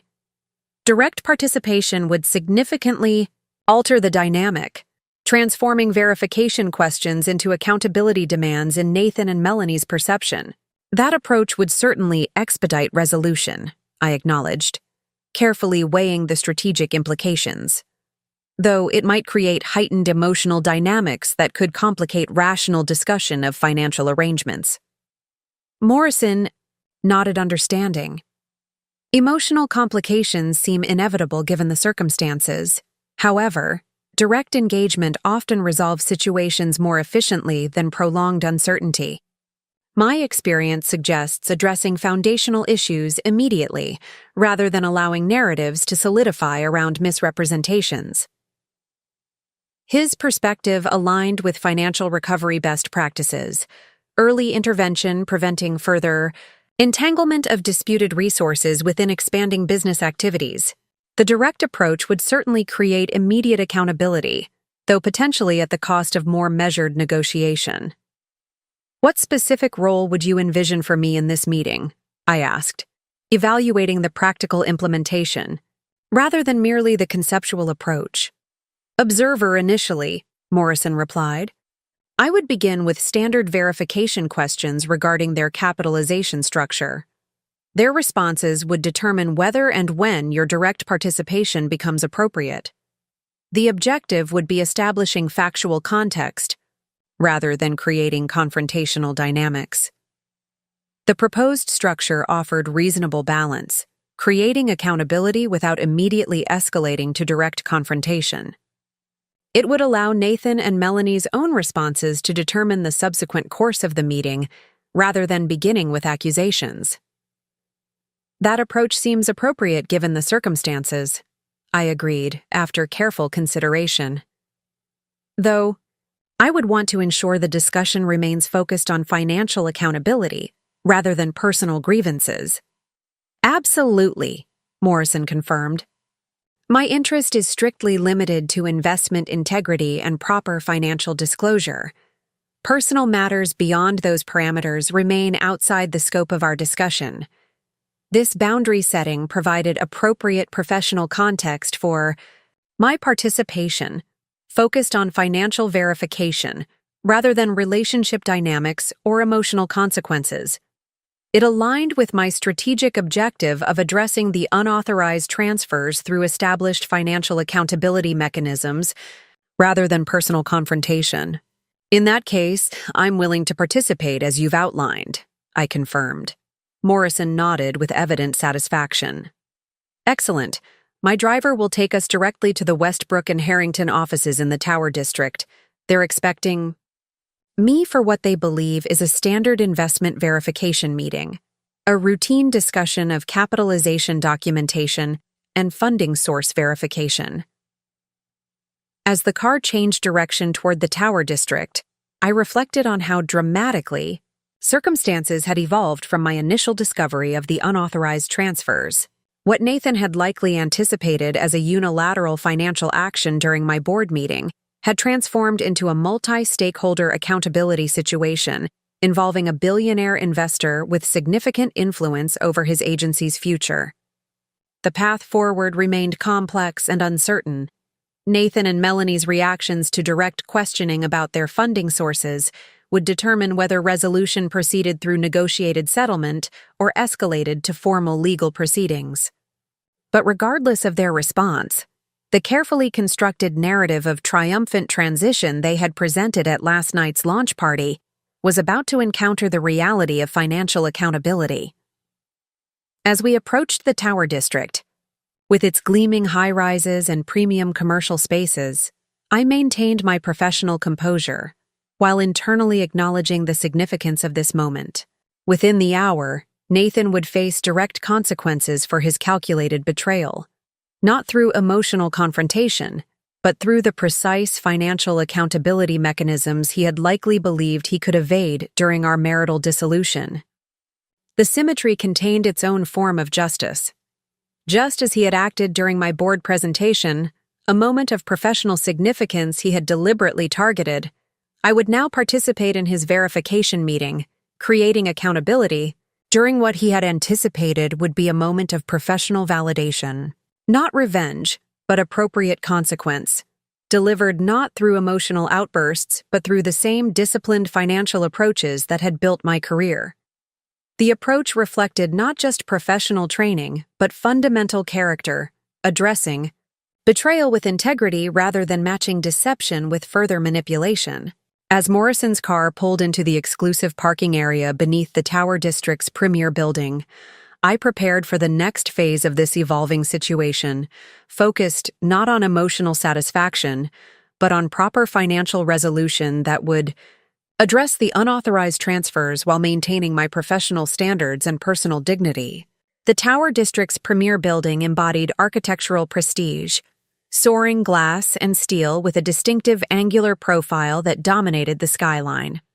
As Morrison and I rode the private elevator reserved for executive access, I maintained my professional composure while mentally preparing for the unexpected confrontation ahead.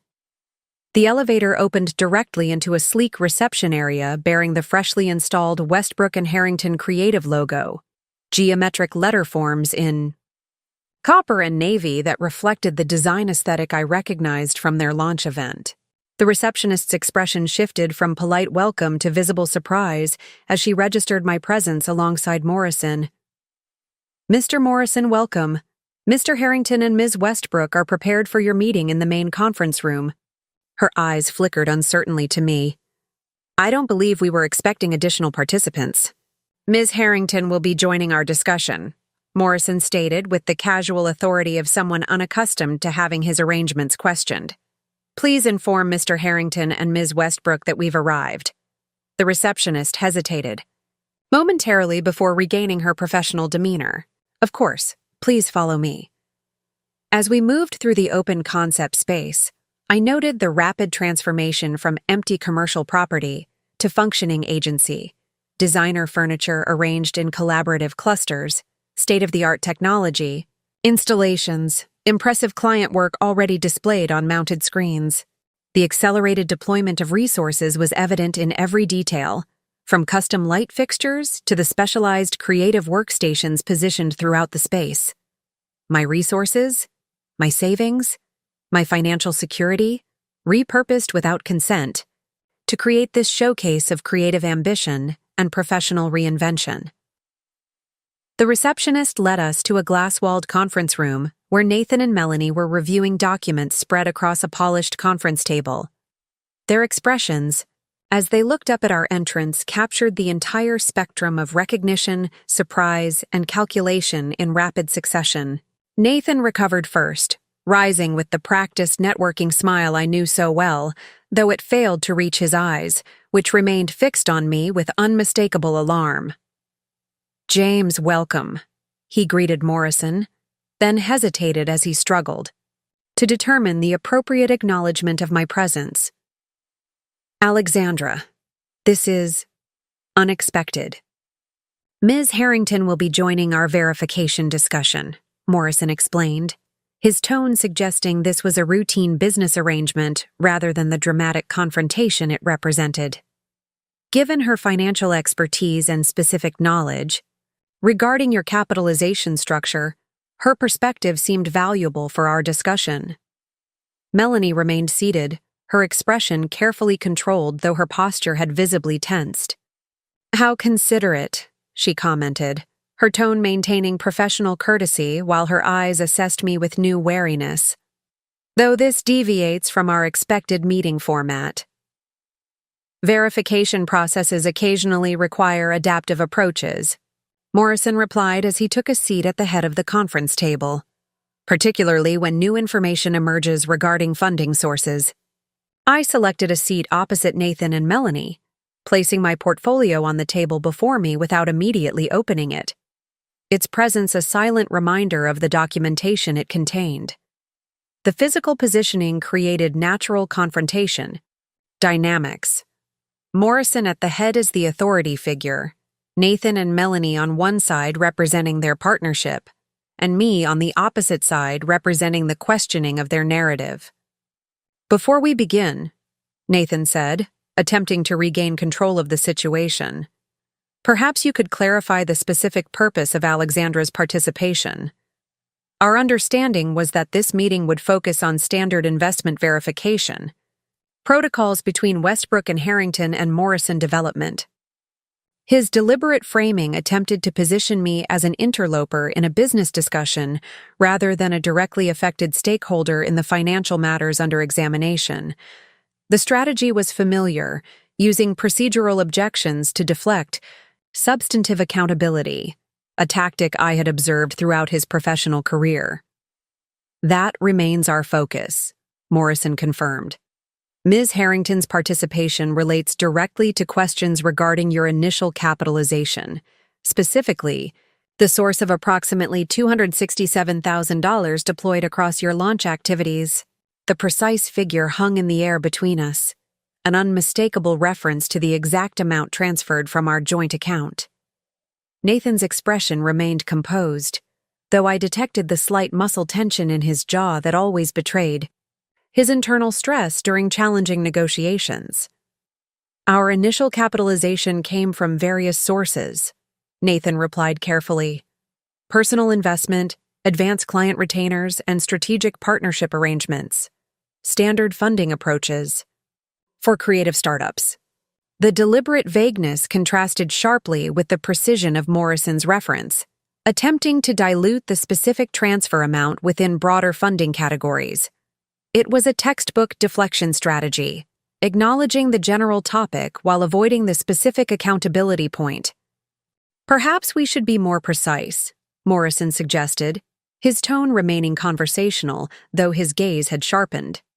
My team has identified a series of transfers totaling exactly $267,194.32 that funded your initial operations.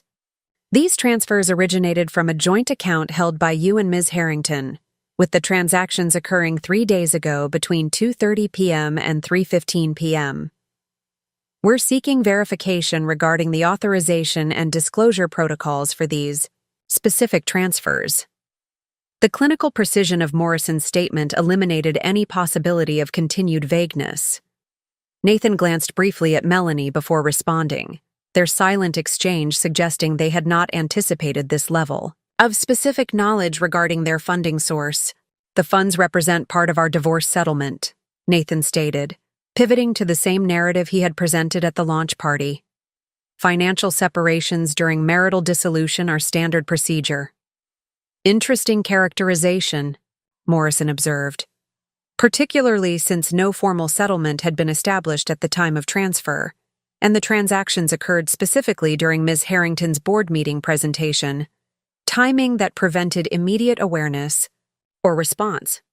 The direct acknowledgement of the timing correlation created visible tension in Nathan's composure.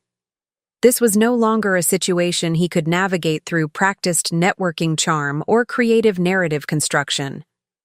Morrison had specific, documented knowledge that contradicted his preferred framing.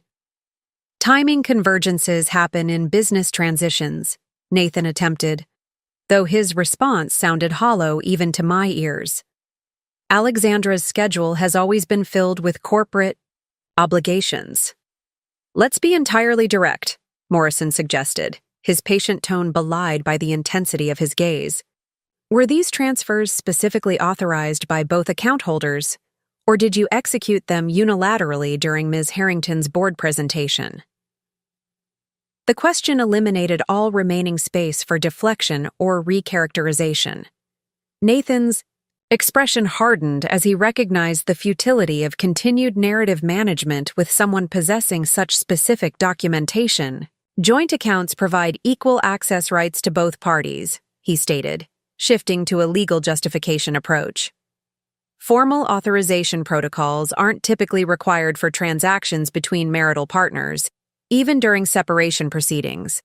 Equal access rights differ significantly from proper financial disclosure during investment negotiations, Morrison countered.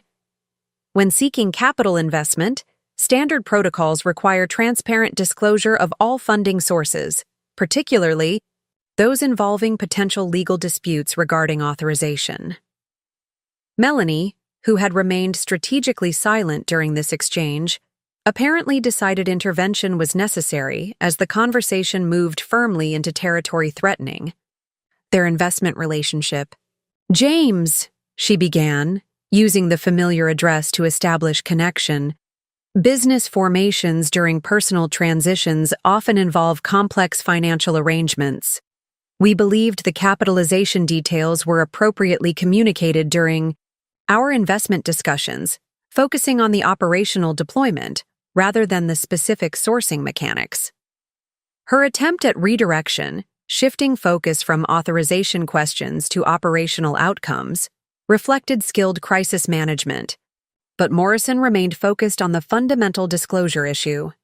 Transparent sourcing represents a foundational element of investment integrity, he replied. Operational excellence cannot compensate for capitalization irregularities, particularly when those irregularities involve disputed marital assets. Throughout this exchange, I had maintained deliberate silence, allowing Morrison's verification process to establish the factual context before my direct participation. The approach had proven effective, as Nathan and Melanie's responses increasingly confirmed the unauthorized nature of the transfers without requiring my explicit allegations. Now, as the conversation reached the critical inflection point regarding proper disclosure and potential resolution, I determined direct engagement would advance the strategic objectives I had developed overnight. "If I may," I said, speaking for the first time since entering the conference room, "there appears to be a fundamental mischaracterization regarding these transfers. They were not part of any settlement agreement, formal or informal. They were executed unilaterally and without disclosure during a time when my professional obligations prevented immediate detection or response." Nathan's expression tightened. Further, as I entered the conversation directly, the carefully maintained facade of professional composure showing increasing strain. "Financial interpretations often differ during marital transitions," he attempted, though the deflection sounded increasingly desperate even to my ears. "Interpretations may differ," I acknowledged. "Documentation typically doesn't." I opened my portfolio and removed the first set of materials I had prepared. Transaction records showing the precise timestamps of the transfers correlated against my board meeting schedule. These records establish both the timing alignment and the absence of any prior communication regarding the intended transfers. Morrison examined the documentation with the practiced assessment of someone accustomed to evaluating financial evidence. "The correlation appears definitive," he observed. "Transactions executed precisely during scheduled board obligations, with no prior notification or subsequent acknowledgement. The factual foundation had been established without emotional accusations or personal recriminations, exactly the professional approach I had determined would most effectively address the unauthorized transfers." Nathan's options for continued narrative management were rapidly diminishing as documented evidence replaced subjective characterizations. "Business formation often requires decisive action," Nathan attempted, pivoting to a different justification approach. "The opportunity to secure our agency location and client relationships required immediate capital deployment. Opportunity doesn't override authorization requirements for joint assets," I countered, maintaining the same measured tone that had characterized my contributions, "particularly when those assets represent 12 years of shared financial planning rather than individual resources." Melanie, perhaps recognizing the deteriorating position, attempted another intervention. "Perhaps we've reached a point where constructive discussion of resolution options would be more productive than continued debate about past actions. What specific outcome would address these concerns while allowing our client relationships to continue developing?" The pivot to resolution represented smart negotiation strategy, moving from increasingly indefensible positions to practical next steps. It also aligned with my own strategic objectives, focusing on accountability and recovery rather than punitive measures that might damage legitimate business prospects. "Resolution would require 3 essential elements," I stated, deliberately echoing the framework I had outlined to Morrison during our earlier conversation. "First, proper financial accounting and recovery regarding the unauthorized transfers. Second, appropriate disclosure to affected parties regarding the actual funding circumstances. Third, structured arrangements that allow legitimate business activities to continue without being compromised by the foundational financial impropriety." Nathan studied me with new wariness, perhaps recognizing that my approach reflected not emotional reaction, but strategic calculation, focusing on structural accountability rather than personal recrimination. "That framework seems reasonable. In principle," Morrison commented, creating external validation for the approach. though implementation specifics would require careful structuring to address both the unauthorized transfers and the ongoing business viability. The conversation had reached precisely the inflection point I had anticipated in my overnight strategic planning, moving from establishing factual accountability to constructing appropriate resolution mechanisms. The direct confrontation approach Morrison had suggested was proving more effective than I had initially anticipated, creating immediate accountability without descending into unproductive emotional exchanges. Perhaps the most constructive next step would be establishing a clear accounting of how the transferred funds have been deployed, I suggested, maintaining focus on financial resolution rather than personal grievances. Understanding the current distribution across business activities would facilitate appropriate recovery mechanisms while minimizing disruption to legitimate operations. Nathan's expression shifted through a series of micro-adjustments as he processed my suggestion for a detailed accounting of the deployed funds. The initial defensive tension gave way to calculating assessment, followed by the measured neutrality he typically adopted during challenging negotiations. His eventual response maintained professional composure, though the subtle tightening around his eyes betrayed the strain beneath his controlled exterior. A comprehensive financial review seems premature without establishing appropriate parameters, he countered, his tone suggesting reasonable business caution rather than evasion. Operational deployment involves complex allocation across multiple business functions. Extracting specific tranches would require careful analysis of contractual obligations and operational dependencies. The response represented classic deflection strategy, acknowledging the general concept while introducing procedural complexities to delay concrete action. It was an approach I had observed throughout his career when faced with accountability situations, using operational intricacies to obscure straightforward financial questions. Parameters seem reasonably established by the documentation already presented, Morrison observed, his pragmatic business perspective cutting through the attempted complication. The funds in question have been clearly identified by amount, source, and transfer timing. The only remaining question involves their current distribution across business activities. Melanie, perhaps recognizing that Nathan's deflection approach was proving ineffective with Morrison's direct style, attempted a more constructive intervention. "We certainly understand the need for appropriate financial transparency," she offered, her tone suggesting reasonable accommodation rather than reluctant compliance. "Our accounting systems could generate deployment summaries across major expenditure categories within a reasonable time frame." "How reasonable?"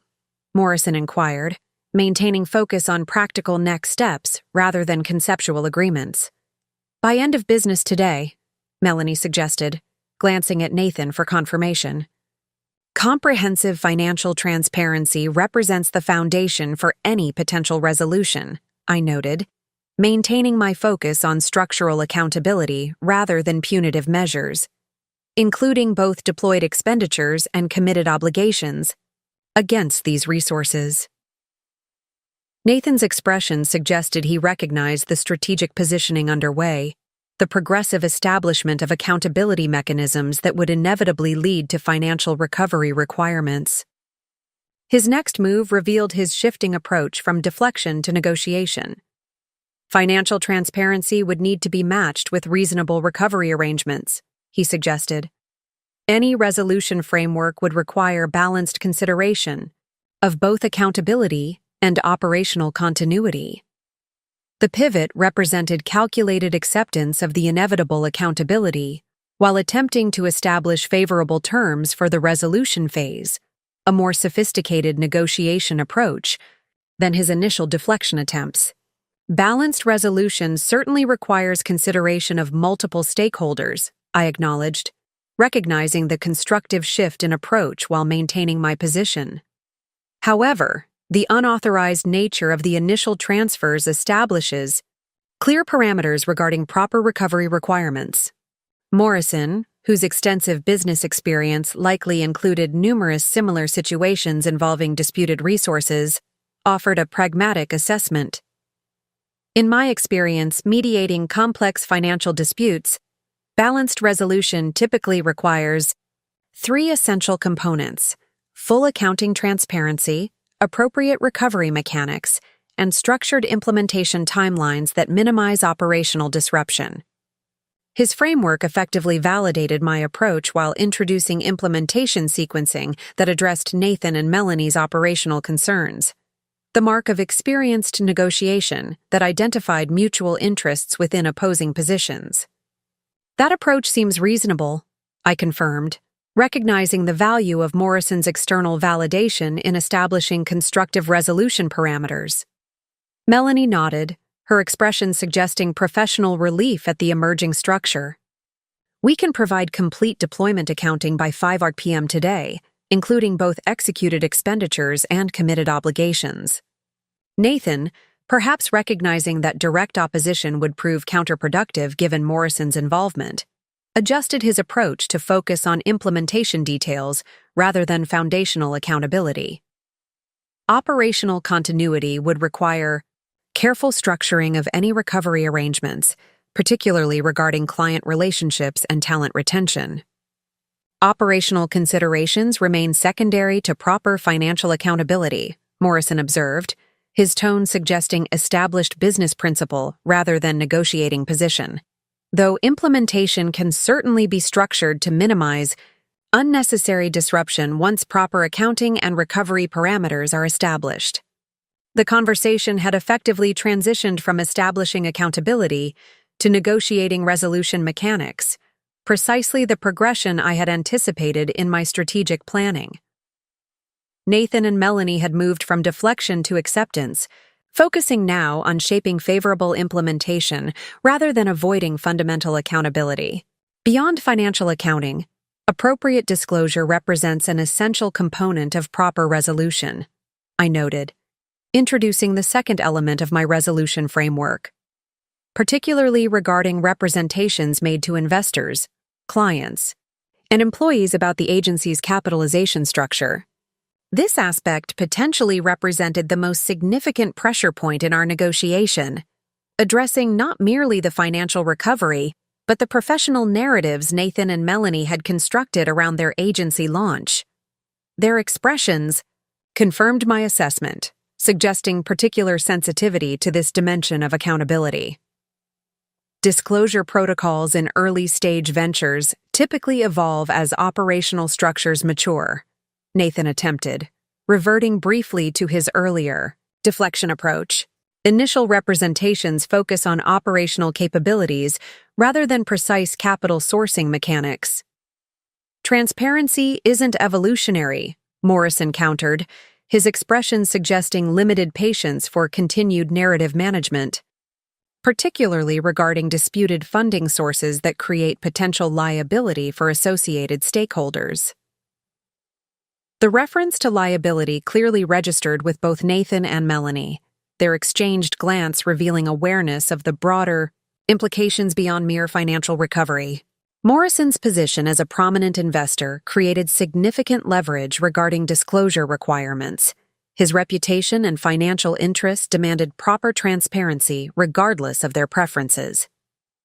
We recognize the importance of appropriate stakeholder communication, Melanie acknowledged, her response suggesting reluctant acceptance rather than enthusiastic embrace of disclosure requirements, though messaging would need careful structuring to maintain client confidence and team stability. Transparent disclosure need not undermine legitimate business relationships, I observed, maintaining focus on constructive resolution rather than punitive measures. Properly structured communication can address accountability requirements while supporting operational continuity for activities not directly compromised by the funding situation.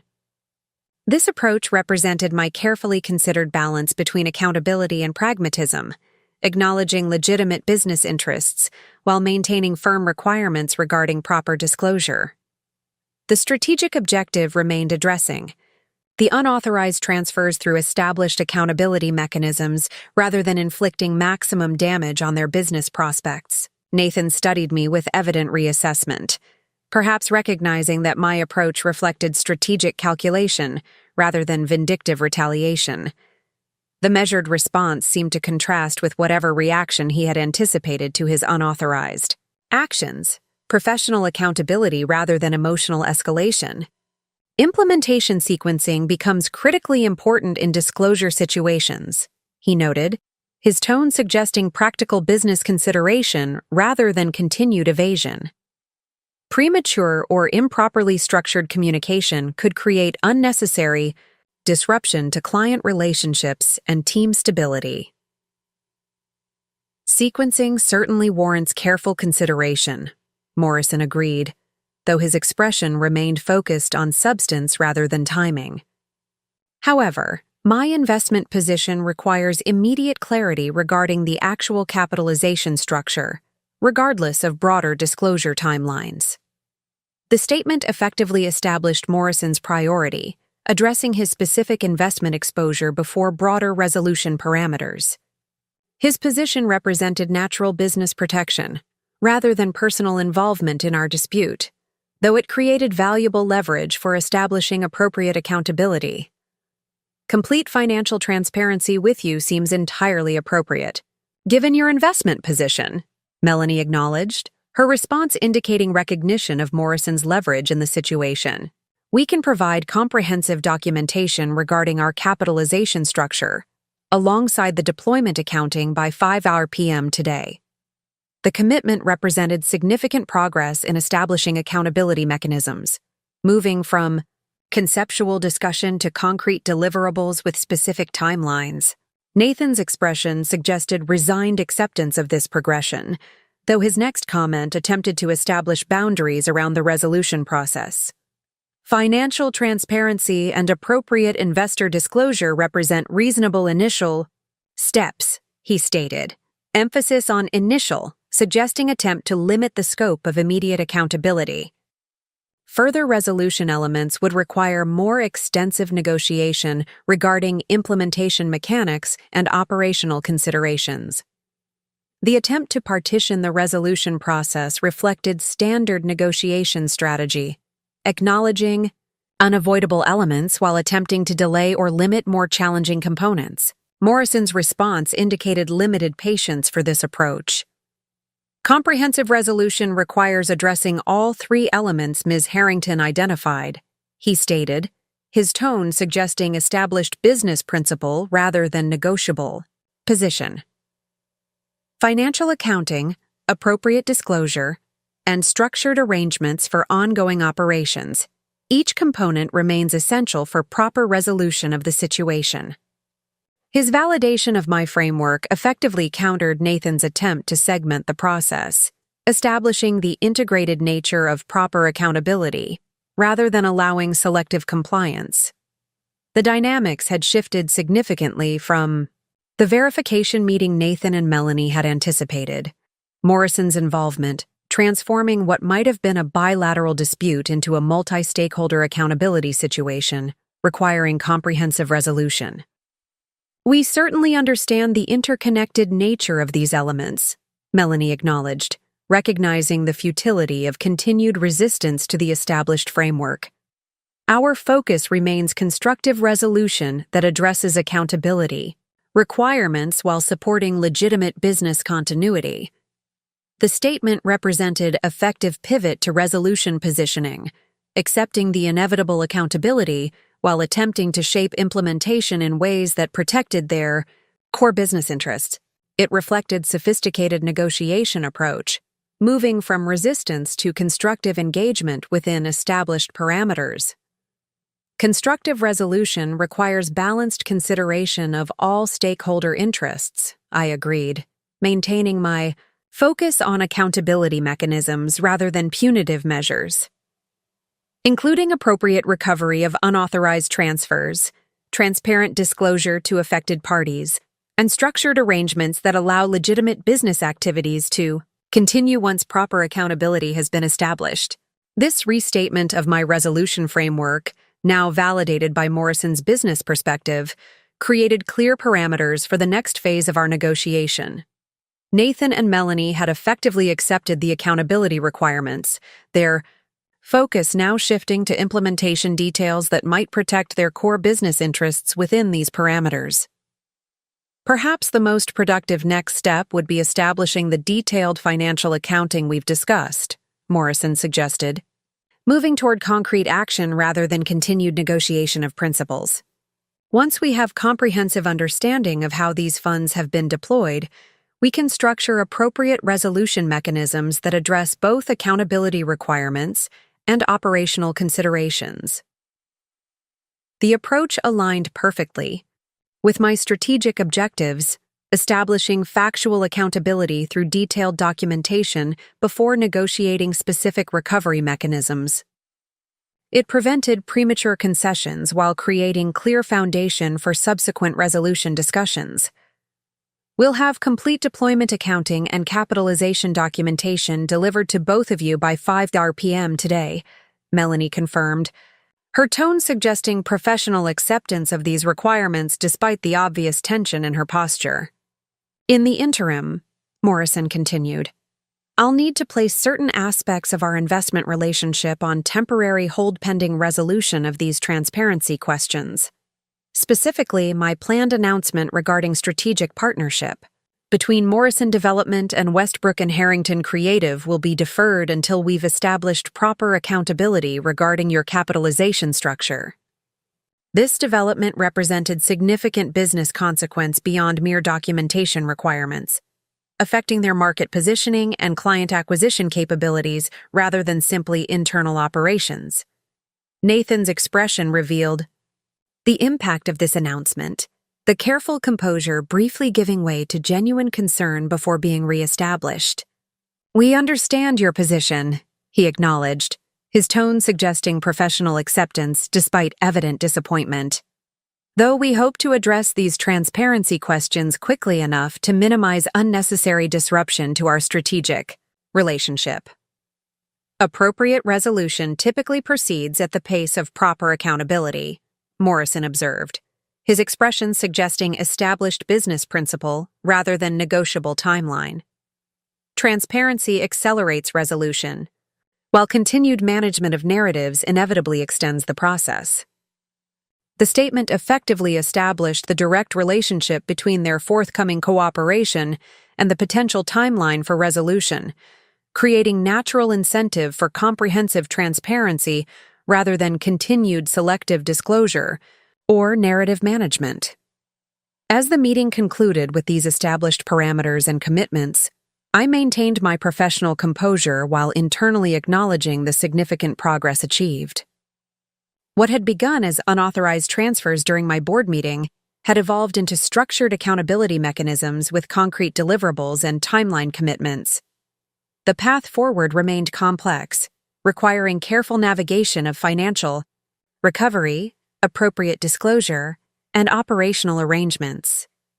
But the foundation had been established, not through emotional confrontation, but through the same disciplined financial approaches that had characterized my professional career.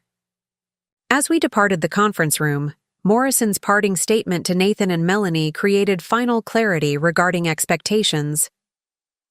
I'll anticipate your comprehensive documentation by 5 p.m. The nature of that documentation will determine our next steps regarding both investment relationship and potential further accountability requirements. The walk from Westbrook and Harrington's offices to Morrison's waiting car proceeded in professional silence, both of us processing the meeting's outcomes and implications.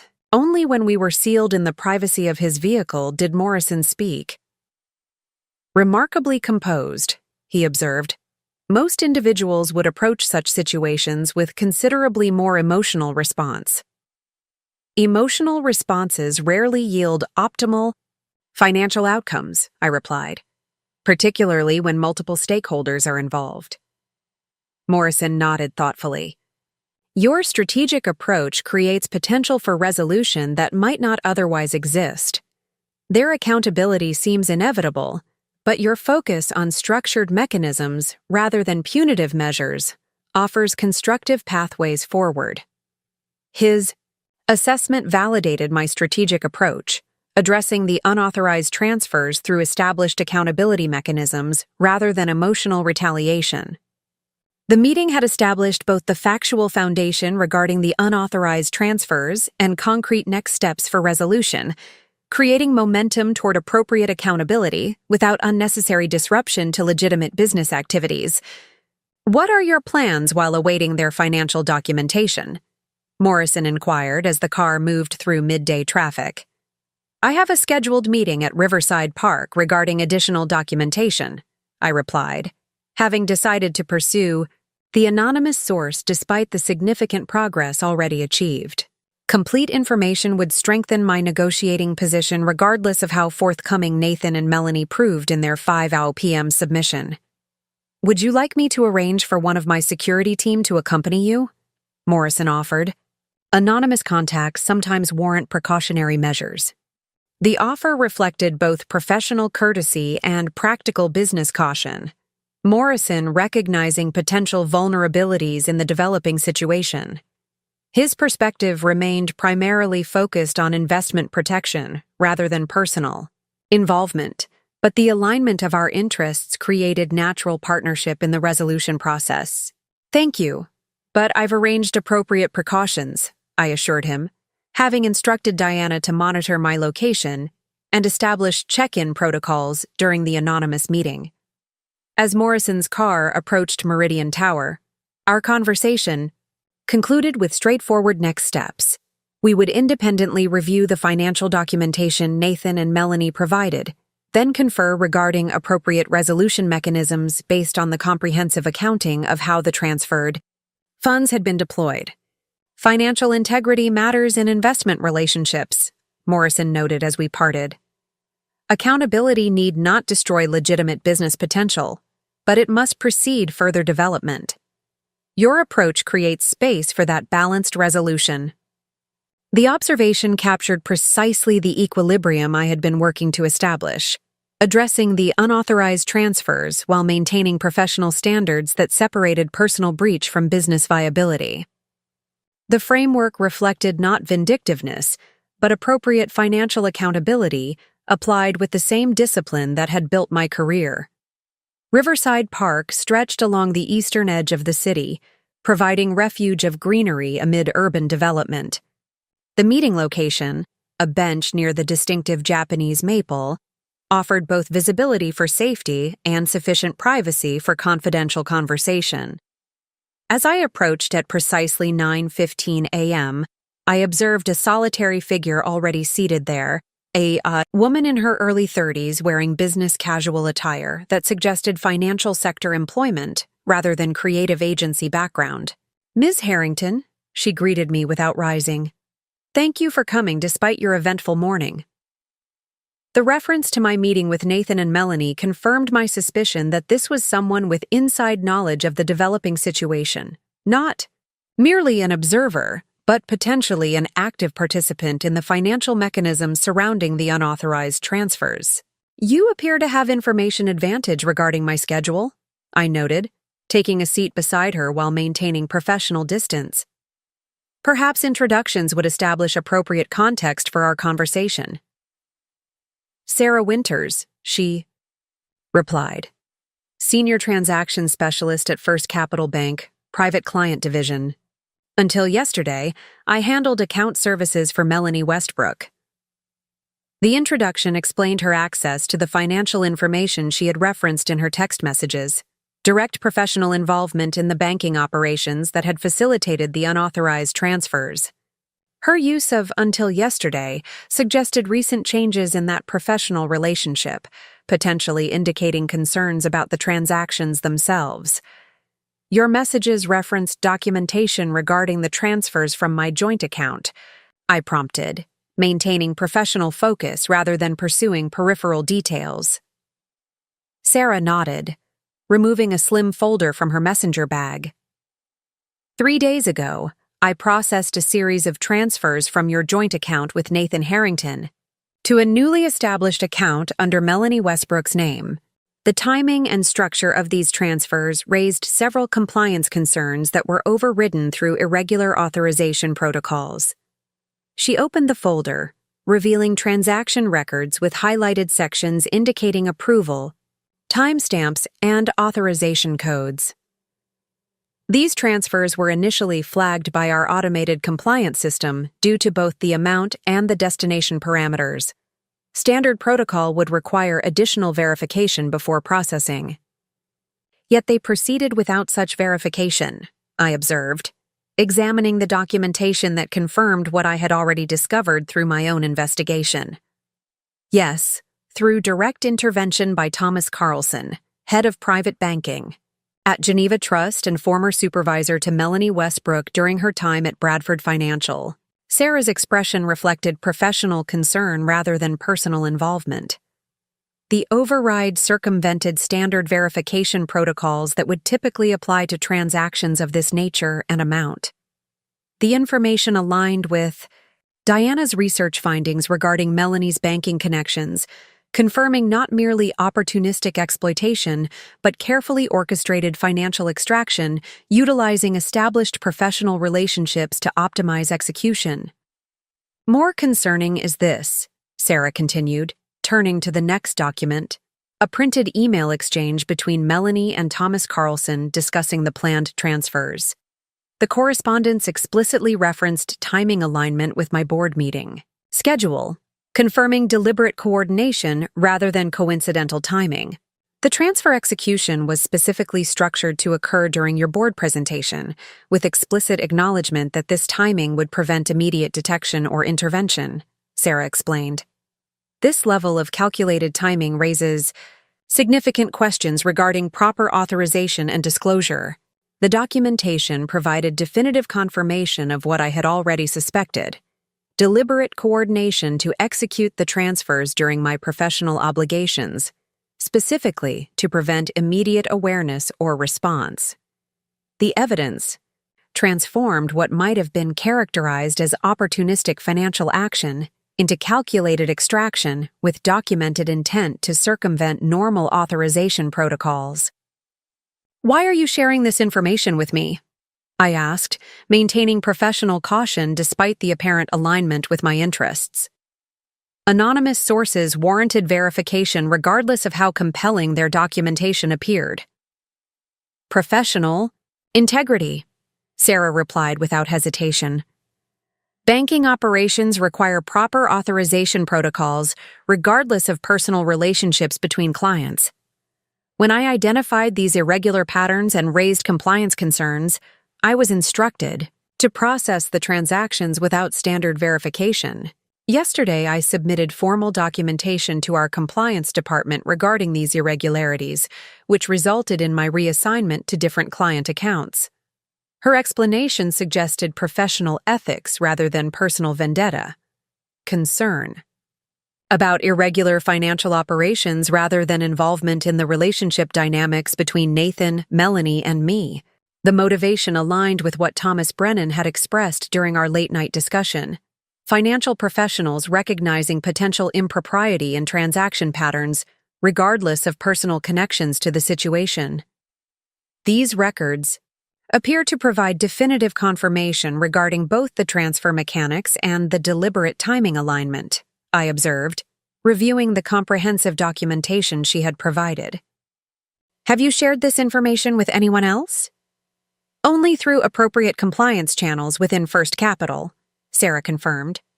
"Though similar documentation has likely reached Morrison Development through their standard due diligence protocols when evaluating investment relationships.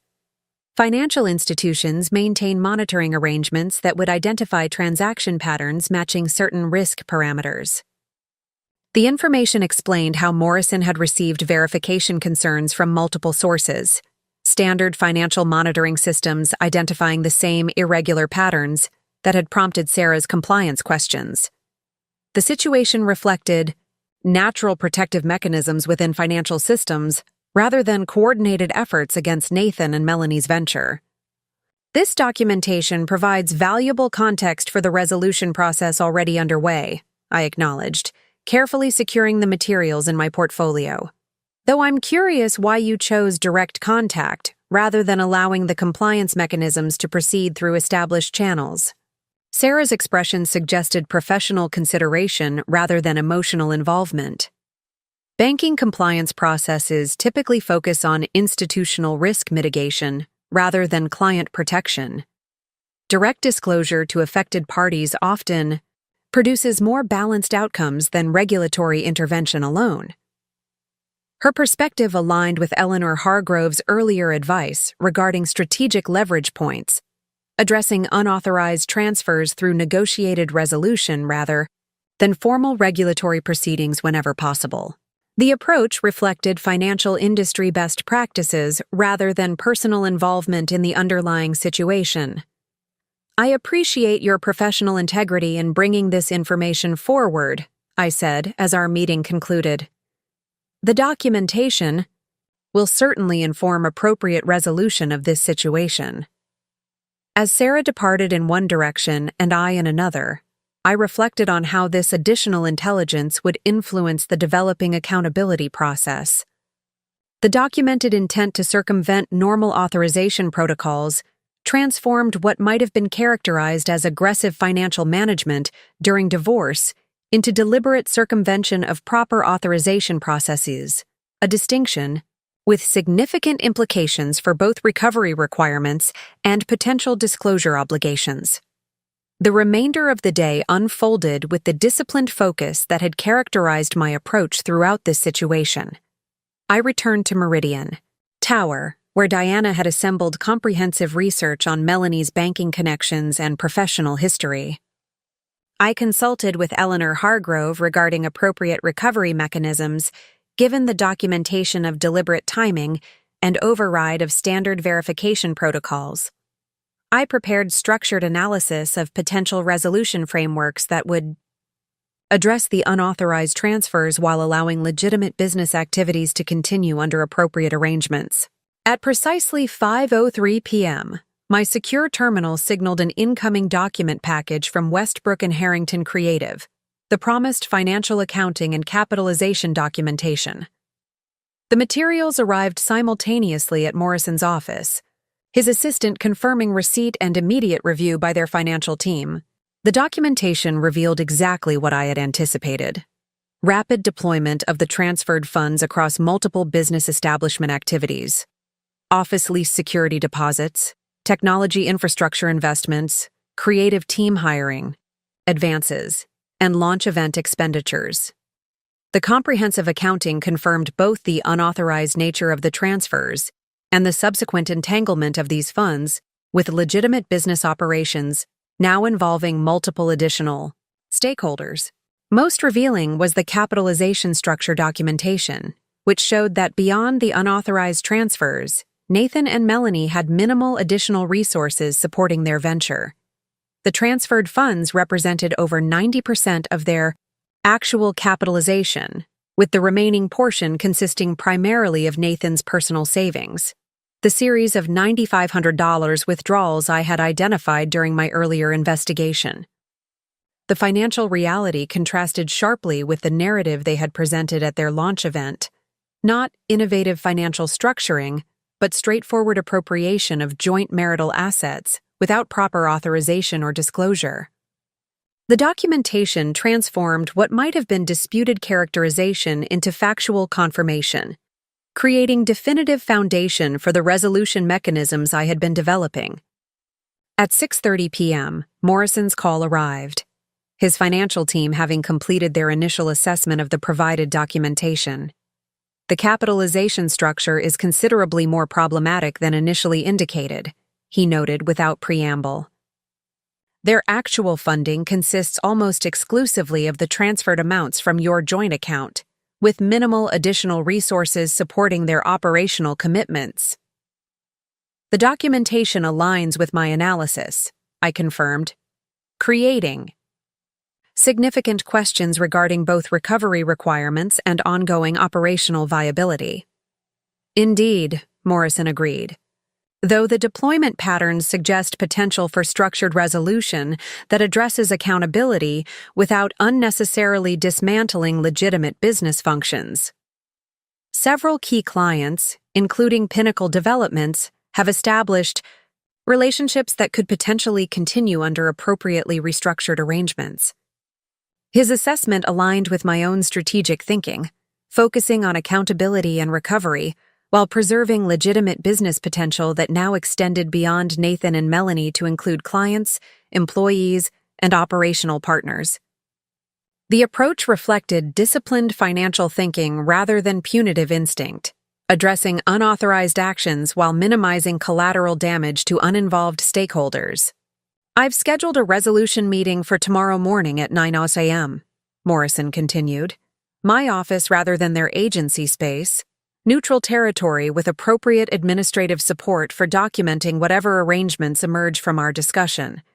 The timeline accelerated resolution more rapidly than I had initially anticipated, though the comprehensive documentation provided by Nathan and Melanie had established sufficient factual foundation for structured negotiations.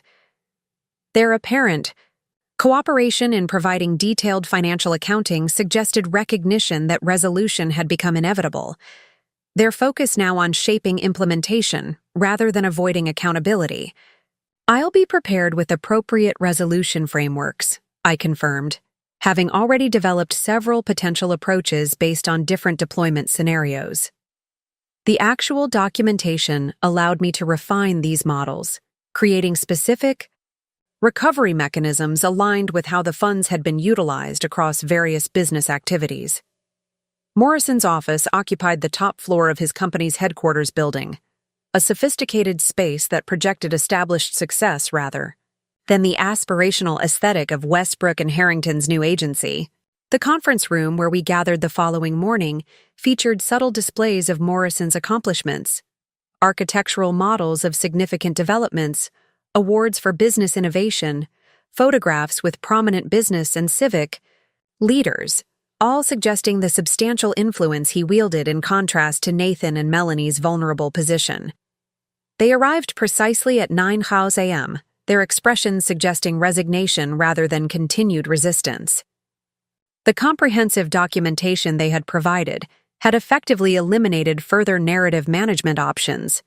Factual accountability had been established, leaving only resolution mechanics to be negotiated. "Thank you for the detailed financial accounting provided yesterday," Morrison began once introductions and seating arrangements had been established. "The documentation provides clear foundation for addressing the capitalization questions we discussed during our verification meeting." Nathan nodded, his expression suggesting professional acceptance of the inevitable accountability. "We recognize the importance of transparent financial disclosure, particularly regarding investment relationships and client engagements." The acknowledgement represented significant shift from his initial deflection attempts, acceptance of accountability rather than continued narrative management. Whether motivated by strategic assessment or simple recognition of his limited options, the approach created potential for constructive resolution rather than protracted conflict. "Based on the provided documentation, several key points warrant specific attention," Morrison continued, referencing materials prepared by his financial team.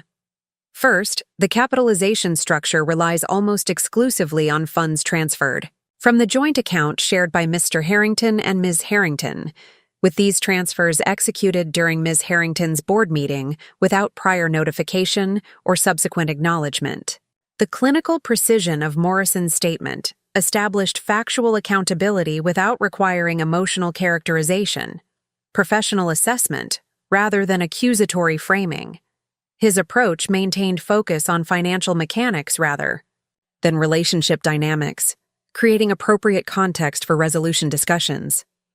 Second, these funds have been deployed across multiple business establishment activities, creating operational entanglements that extend beyond the original unauthorized transfers to include client relationships, employee commitments, and operational partnerships. This deployment pattern creates both recovery challenges and operational considerations that warrant structured resolution rather than simple reversal. His framework effectively balanced accountability requirements with practical implementation considerations, acknowledging the complexity created by how the funds had been utilized rather than suggesting simplistic solutions that might damage legitimate business functions. Finally, the documentation confirms absence of proper disclosure regarding these capitalization issues during our investment negotiations, creating significant questions about appropriate transparency with other stakeholders, including clients, employees, and operational partners. This final point addressed the broader implications beyond mere financial recovery, establishing the need for appropriate disclosure to affected parties rather than continued misrepresentation regarding the agency's funding sources and potential vulnerabilities. These considerations collectively suggest need for comprehensive resolution framework that addresses both proper financial recovery and appropriate operational restructuring, Morrison concluded, establishing the parameters for our negotiation. Rather than inviting further debate about established facts, Nathan and Melanie exchanged glances, their expressions suggesting recognition that resistance had become futile given the comprehensive documentation they themselves had provided. Melanie spoke first, her tone suggesting professional pragmatism, rather than continued evasion. "We recognize the need for appropriate resolution regarding these capitalization issues," she acknowledged. "Our priority involves addressing accountability requirements while preserving the legitimate business potential we've established with clients and creative team members." The position aligned with what I had anticipated: acceptance of inevitable, accountability while attempting to preserve core business functions that extended beyond the unauthorized transfers themselves. It represented reasonable negotiation approach within the established factual parameters, rather than continued attempt to avoid consequences entirely. Constructive resolution requires balancing multiple legitimate interests, I noted, speaking for the first time since introductory exchanges, including appropriate recovery of unauthorized transfers, transparent disclosure to affected parties, and structured arrangements that allow legitimate business activities to continue once proper accountability has been established. My restatement of the resolution framework I had consistently maintained throughout this process created continuity rather than introducing new demands or punitive measures. The approach focused on accountability mechanisms rather than emotional satisfaction, addressing the unauthorized transfers through established financial protocols rather than relationship dynamics. Based on the comprehensive documentation provided, I've prepared structured resolution proposal that addresses each of these elements while balancing the various stakeholder interests involved, I continued, distributing copies of the framework I had refined based on their financial accounting. The proposal contained 3 integrated components: financial recovery mechanisms proportionate to the unauthorized transfers, disclosure requirements appropriate to different stakeholder categories, and operational restructuring that would allow legitimate business functions to continue under modified arrangements. The financial recovery component established clear accountability for the unauthorized transfers without requiring immediate liquidation of essential business infrastructure, creating staged recovery aligned with operational capacity rather than punitive extraction that might unnecessarily damage legitimate business potential. The disclosure requirements established appropriate transparency obligations tailored to different stakeholder relationships, comprehensive disclosure to investment partners like Morrison, appropriate financial stability communication with clients, and relevant continuity information for employees and operational partners. The operational restructuring created framework for continued business functions under modified ownership arrangements, establishing appropriate equity compensation for the unauthorized transfers while allowing legitimate creative activities to continue serving established client relationships. Nathan studied the proposal with evident surprise, perhaps having anticipated more punitive approach given the circumstances of the unauthorized transfers. His expression suggested reassessment of my intentions, recognition that my objective involved appropriate accountability rather than vindictive destruction of their business potential. This framework represents remarkably balanced approach to complex situation, Morrison observed, his financial team having reviewed the proposal alongside Nathan and Melanie. It establishes clear accountability for the unauthorized transfers, while creating practical implementation mechanics that recognize operational realities. His validation provided external confirmation of the proposal's reasonableness, professional assessment from experienced business negotiator, rather than merely my perspective as directly affected party. The approach created natural pressure toward acceptance through implicit comparison to potentially more severe alternatives that might emerge through formal legal proceedings. The financial recovery components appear proportionate to the transferred amounts, Melanie acknowledged, her analytical assessment reflecting professional consideration rather than emotional response. Though the implementation timeline would require careful coordination with operational cash flow projections to ensure business continuity. Timeline flexibility remains appropriate within established accountability parameters, I confirmed, having intentionally structured the recovery mechanics to allow reasonable implementation sequencing rather than imposing impossible immediate requirements. Provided proper documentation and security mechanisms establish appropriate protections against further unauthorized actions. The negotiation proceeded with remarkable efficiency given the situation's complexity, professional discussion of implementation mechanics rather than emotional debate about established facts. Nathan and Melanie proposed reasonable modifications to certain timeline elements while accepting the fundamental accountability requirements. Morrison's team suggested practical documentation approaches for the modified ownership structure. My contributions maintained focus on appropriate recovery mechanisms while allowing flexible implementation within established parameters. By early afternoon, we had established comprehensive resolution framework incorporating essential elements from my initial proposal with reasonable implementation refinements suggested during our negotiation. The modified arrangement established appropriate accountability for the unauthorized transfers while creating practical pathway for the agency's legitimate business functions to continue serving established client relationships under restructured ownership arrangements. The final framework included 3 integrated components, each addressing essential aspect of appropriate resolution. First, financial recovery mechanisms established proportionate accountability for the unauthorized transfers. Structured equity, conversion that transformed the funds from unauthorized extraction to documented investment with appropriate ownership implications. The arrangement created proper financial accounting without requiring immediate liquidation that might unnecessarily damage legitimate business operations. Second, disclosure protocols established appropriate transparency with affected stakeholders. Comprehensive documentation with Morrison regarding the modified investment structure. Appropriate financial stability communication with clients like Pinnacle Developments. And relevant continuity information for employees and operational partners. Third, operational restructuring created modified ownership arrangement that acknowledged my financial contribution through the unauthorized transfers, establishing appropriate equity position and oversight mechanisms while allowing the creative functions to continue serving established client relationships under professional management structure.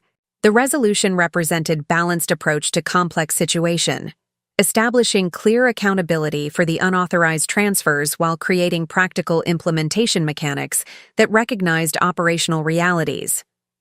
It reflected professional, financial thinking rather than emotional reaction, addressing improper actions through established accountability mechanisms without unnecessarily damaging legitimate business potential that now extended beyond Nathan and Melanie to include clients, employees, and operational partners. As we concluded the formal documentation of these arrangements, Morrison offered observation that captured the essence of our resolution. Financial integrity requires appropriate accountability for unauthorized actions, but effective resolution balances that accountability with practical implementation that serves legitimate business interests. This framework accomplishes both objectives, establishing clear consequences for improper financial conduct while creating constructive pathway forward for the legitimate business functions that have been established. The assessment validated the disciplined approach I had maintained throughout this situation, addressing the unauthorized transfers through established accountability mechanisms rather than emotional retaliation. The resolution reflected not Vindictiveness but appropriate financial protocols applied with the same professionalism that had built my career.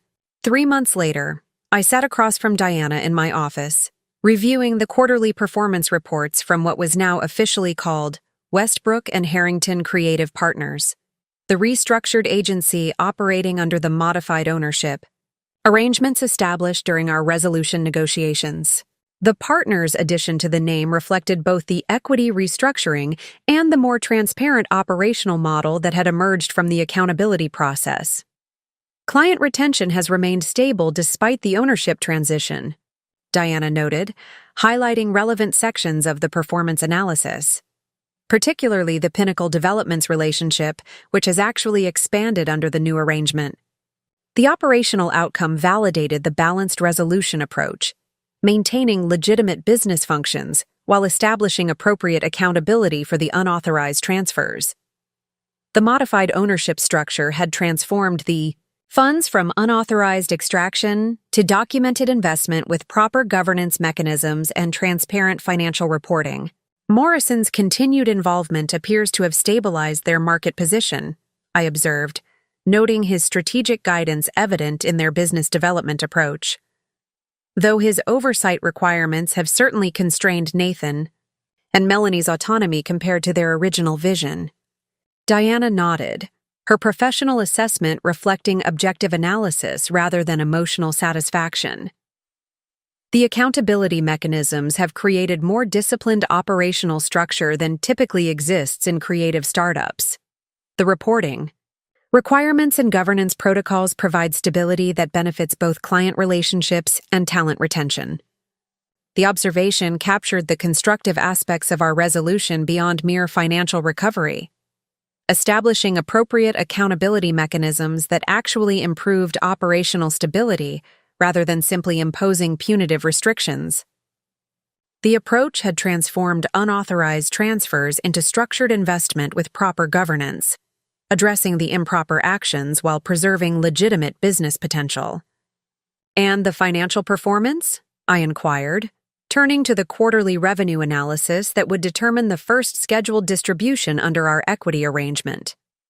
Exceeding initial projections by approximately 12%, Diana confirmed. The structured accountability appears to have created more disciplined approach to business development and operational management than their original launch strategy anticipated.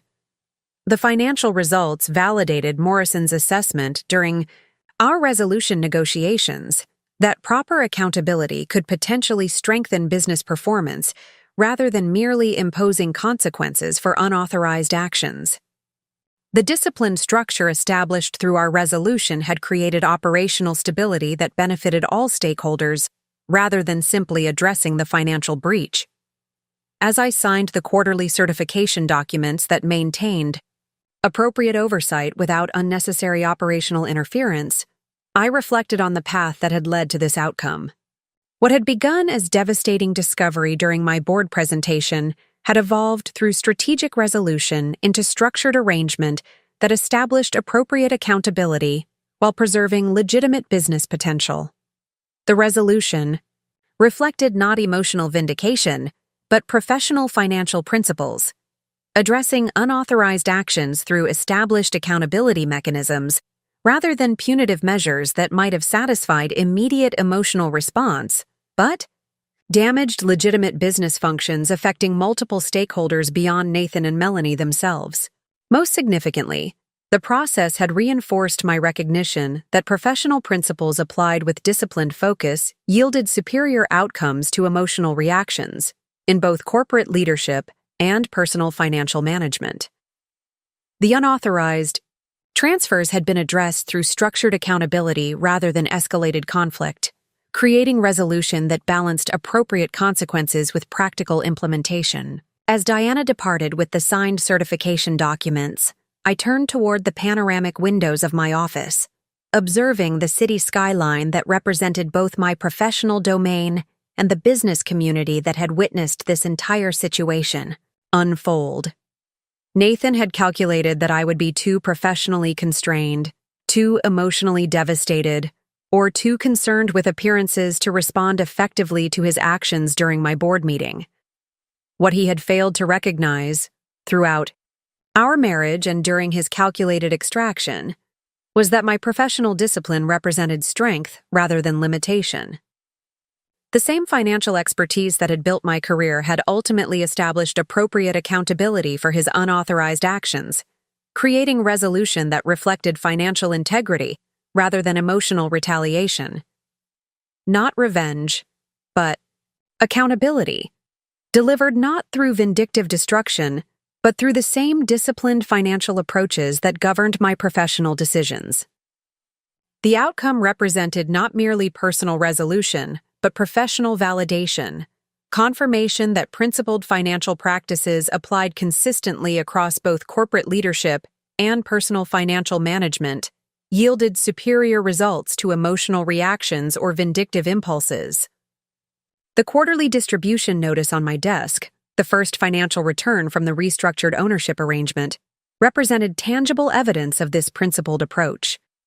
What Nathan had attempted to take through unauthorized extraction during my board meeting had been transformed through disciplined resolution into properly structured investment with appropriate governance and transparent reporting. Not the outcome he had anticipated when transferring our savings during my board presentation, but precisely the accountability that financial integrity required, delivered through professional principles rather than emotional reaction.